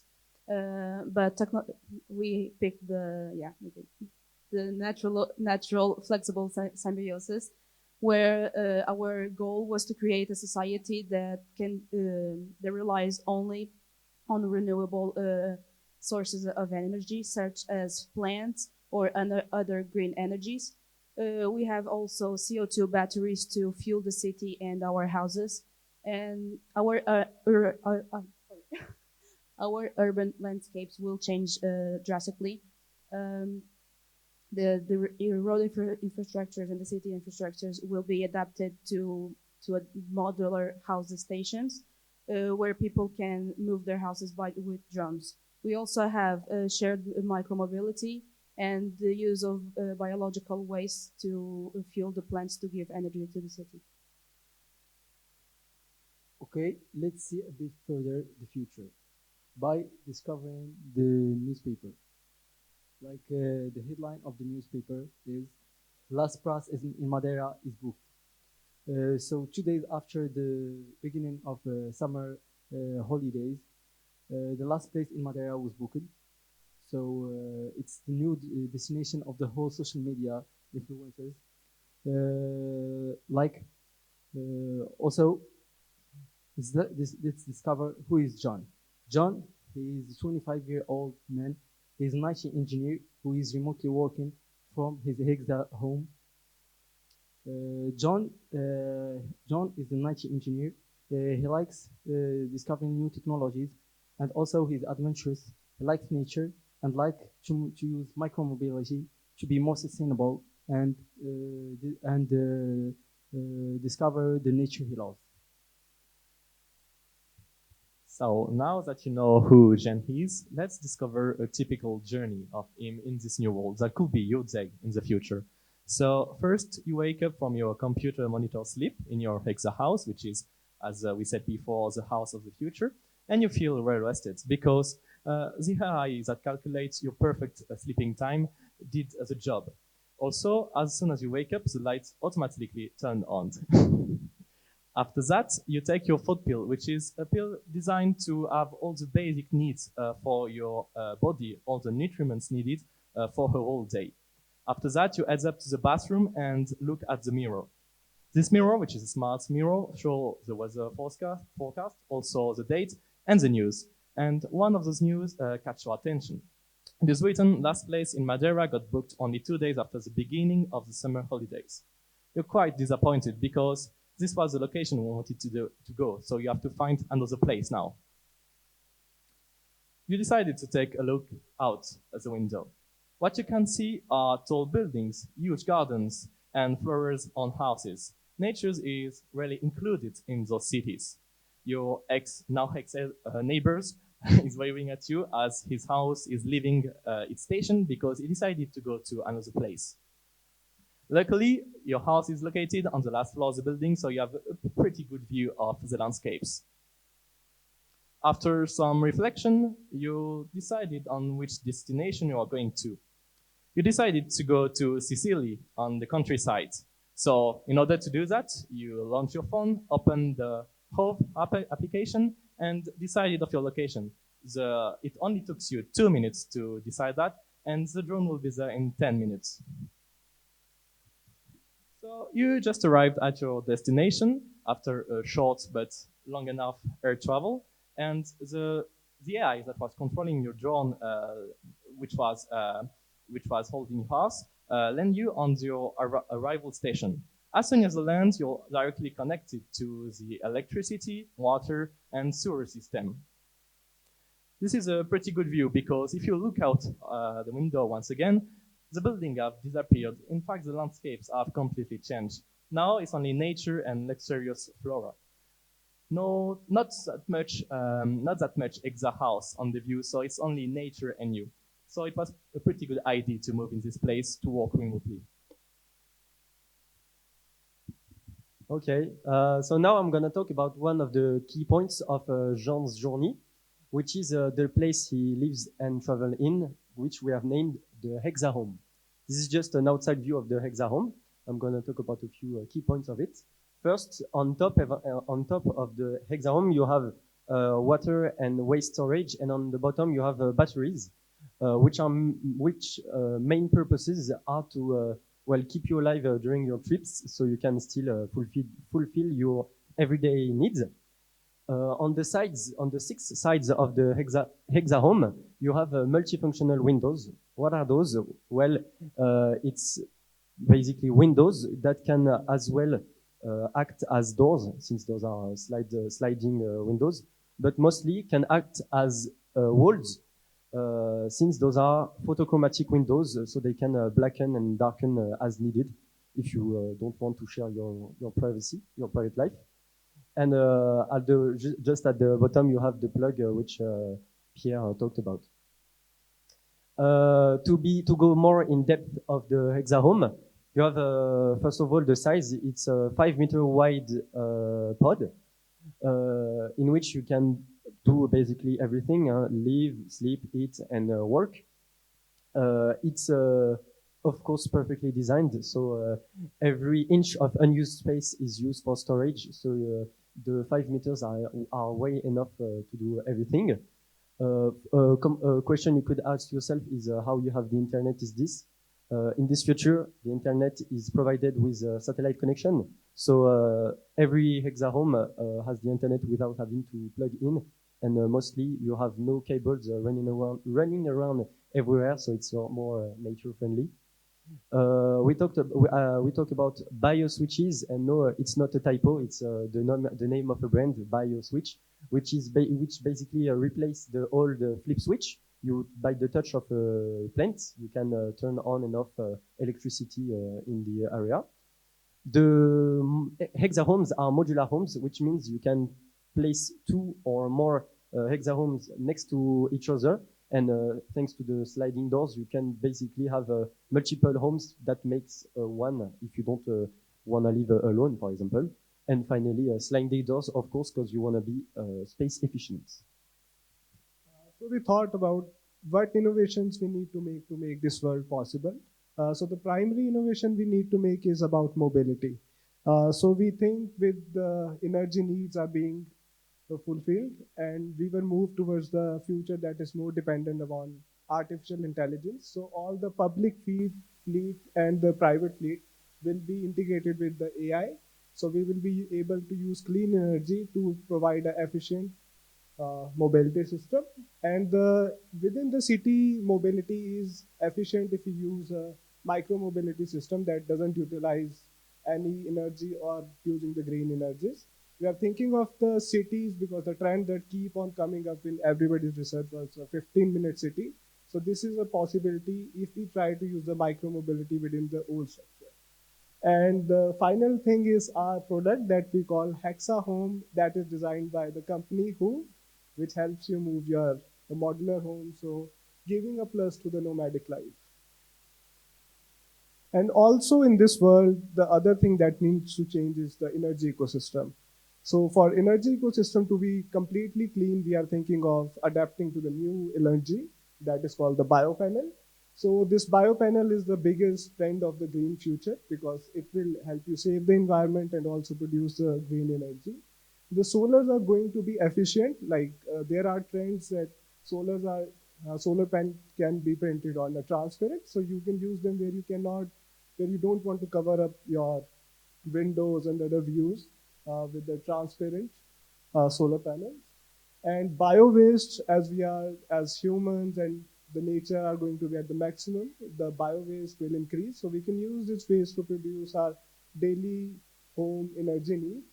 And the geothermal, which is actually a really good source of energy that we talk about less, but due to the limited availability of this resource, we can see it at the multiple locations, maybe node locations, and they will be able to utilize that. So the main technology that we want to introduce to all of you, because we were not even aware of that, but we found that this is a really interesting thing, is called biopanel. So biopanel is a bio battery that makes energy and still doesn't damage any kind of ecosystem. To make this battery possible, it consists of two parts. The first part is the upper part, that is the source of organic minerals that is used by the lower part, the microbacteria fuel cell. The energy is produced by a redox reaction, a kind of oxidation, and where the only residue is water. So actually it helps in producing water and energy at the same time. Next one. So we imagine how the urban spread will be in the future. One is the cityscape. We have huge structures with, like this one, huge structures with stackable homes. We want to convert the old ecosystem of the houses and buildings to adopt this new kind of future. So multiple hexa homes can be stored inside this new reality, and we will try to imagine a more, because greenery is a source of energy in this future. So there will be more green adopted buildings. Like for example, Bosco Verticale in Milan is actually a nice initiative to this trend. And the second one is more about the rural landscape, because this area is a new landscape that we can build. So we will build our pods that are more connected with the nature. So a new kind of reality where you can escape as a digital nomad. So I will end our presentation with a quote by Abraham Lincoln. So the best way to create the future is, the best way to predict the future is to create it.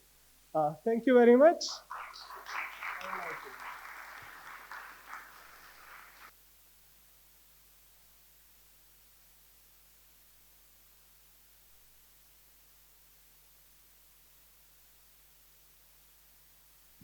The future using the green resources. Yeah. If I think we can go for questions. So if you would like to ask anything, please.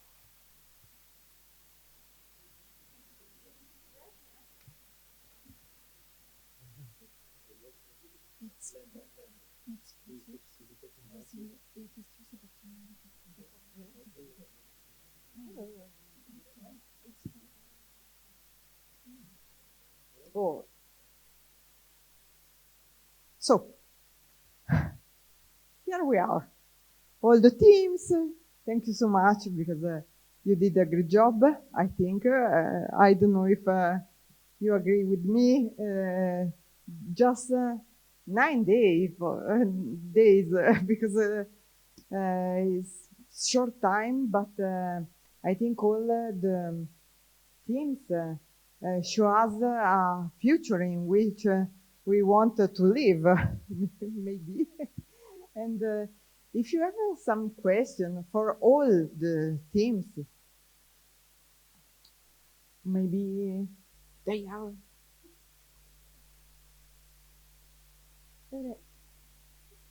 Do you want to? He is Angelo. In all presentation, Angelo was present because he's a great showman. So I'm joking. Okay. Did you enjoy this learning lab? Of course, because I have to give you the, the card. Okay. No.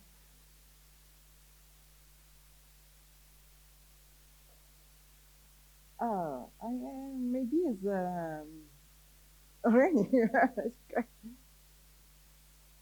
Okay, just maybe we can give you the. Yeah, in this way.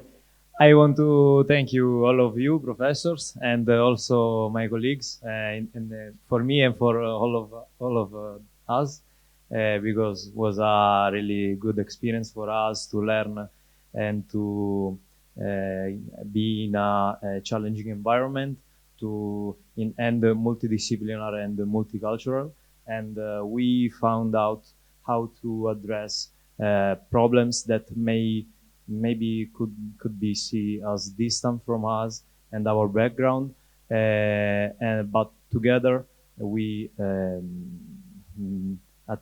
tried to face these challenges and arrived with a solution, with a shared solution, and so it was a really great experience. Thank you.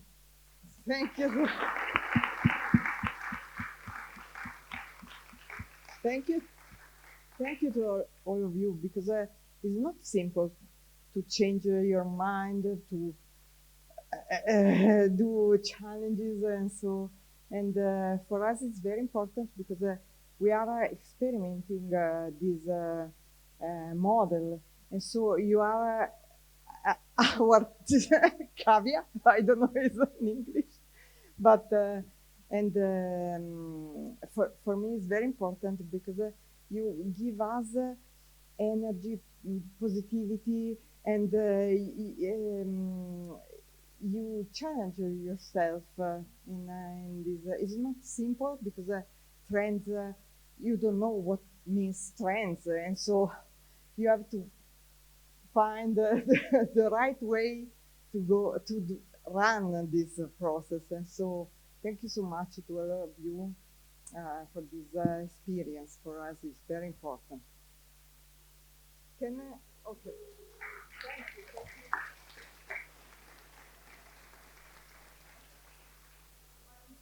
Okay, I have a question for the students, for the participants, or maybe even the teachers. So just to warm up before getting to theirs.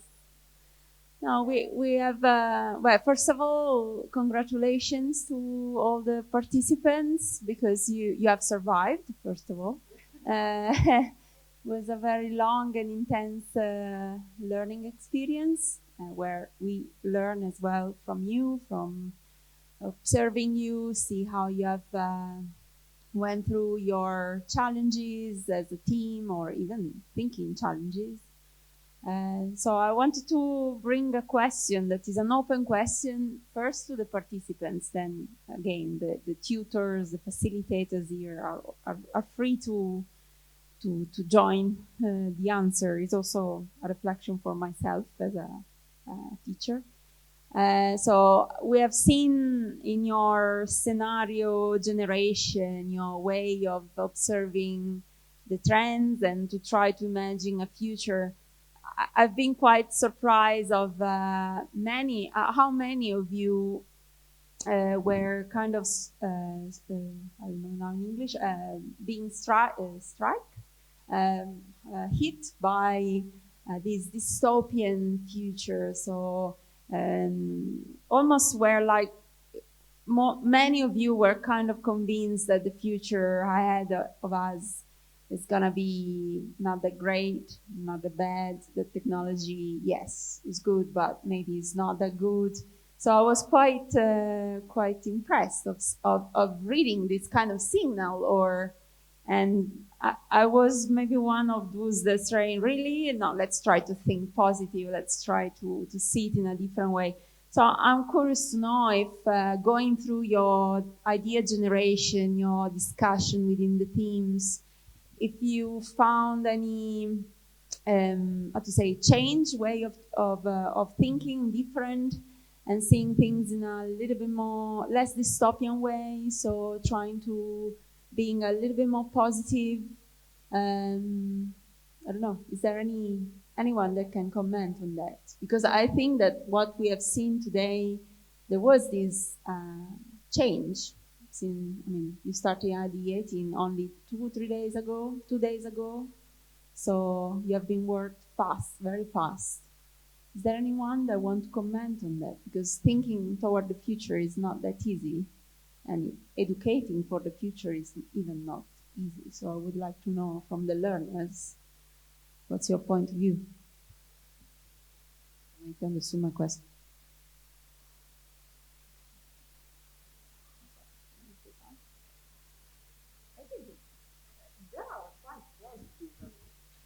Yeah, but I remember the first day there was like the first day control. Maybe they describe very worst scenarios, but now maybe they discovered that can be the. I'm gonna force you to answer. Okay,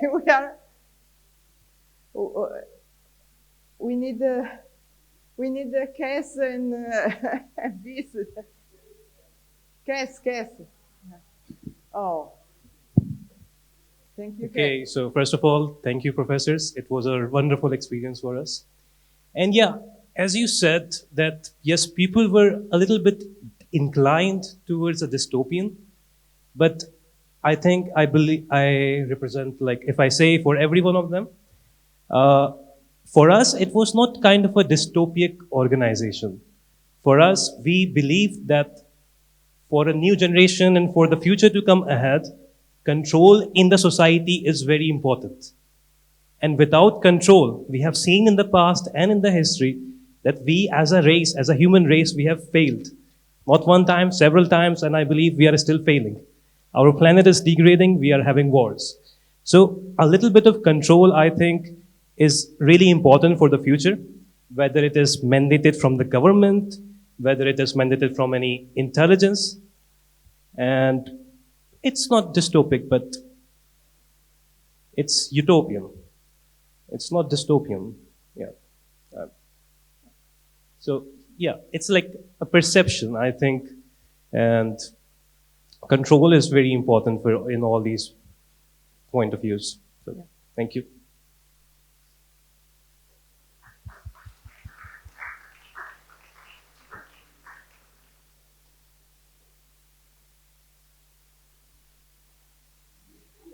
Come on, Anthony.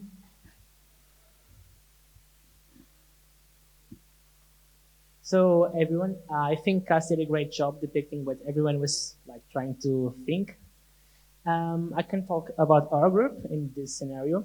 So once we started like searching for trends, the main one was isolation. Everyone was growing apart from each other. But then that was one of the scenarios that we predicted actually. However, we tried to look at things in a positive light and present something to you guys that you would like to live in. So that was for our group. We started to think, okay, that maybe we won't be at home that much. Maybe people will start thinking, oh, but I need a deeper connection. I need some sort of technology that will help me connect in a deeper way. So that's what we tried to bring to you guys. We tried to think positively. That's what our group is. Thank you.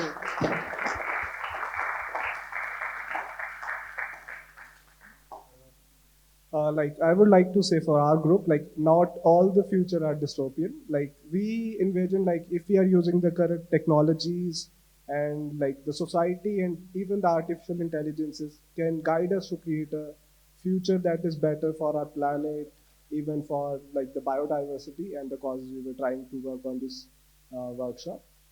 So it's an episode of Black Mirror, I'll say. If you try to explore the, I'd say, bad side of any technology, it exists, but I think there is still hope, and maybe our future is actually better than we all are projecting. So let's hope for the future.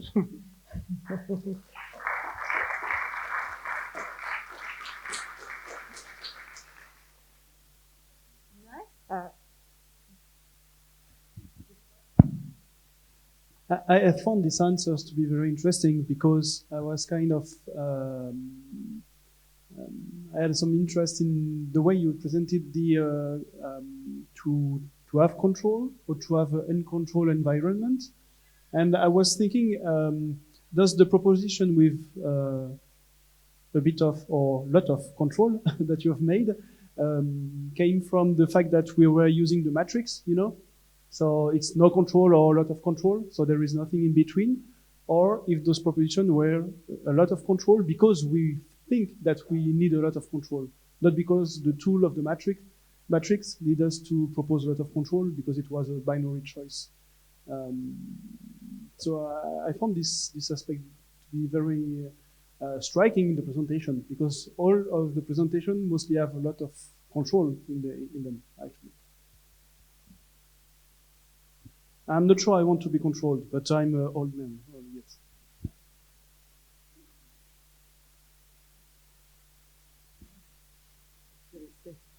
Okay.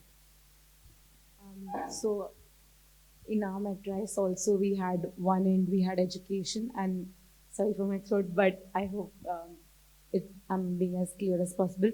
So we had education and control.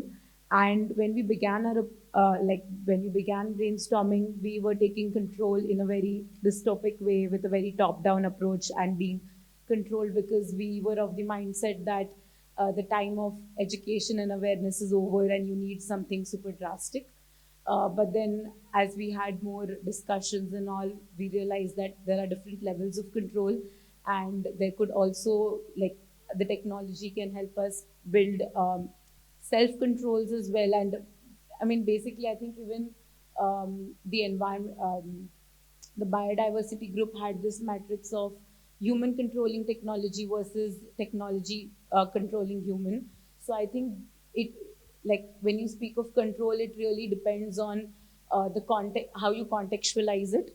So I would still have the opinion that it's important, but the way you contextualize it makes all the difference and makes it utopic or dystopic and so on.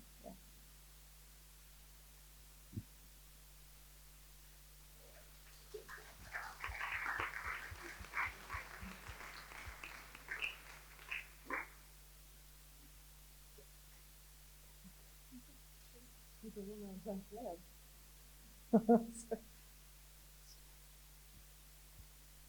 It's okay. Okay. We can give the certificate. Yeah. I have some thanks to say.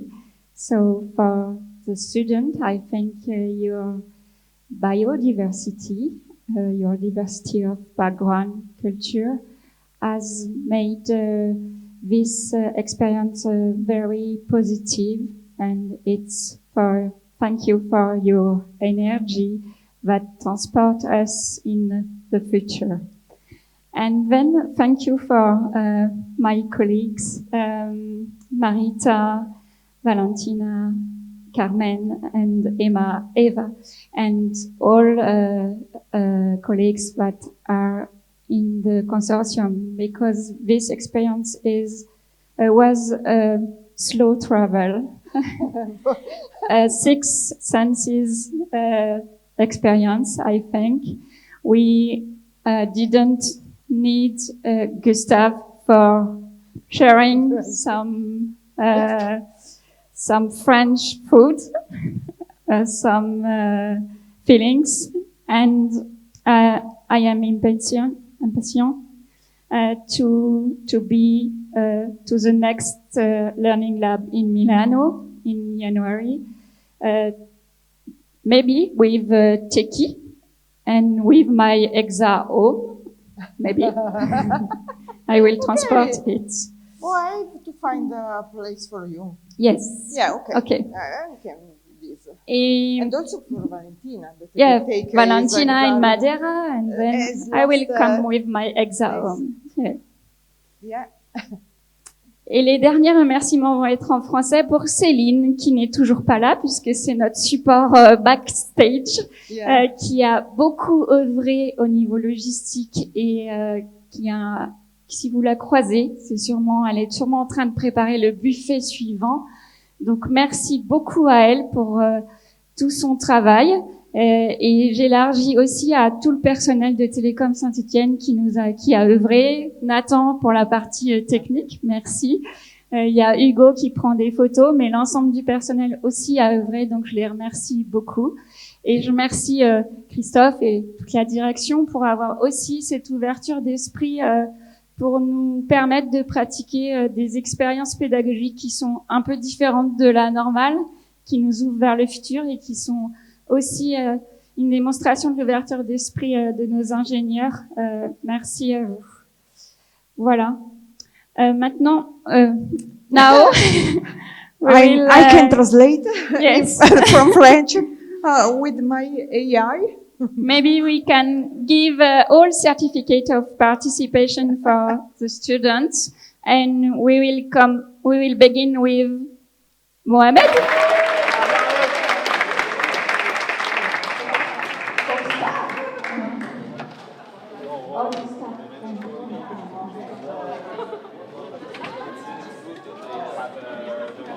Marisa.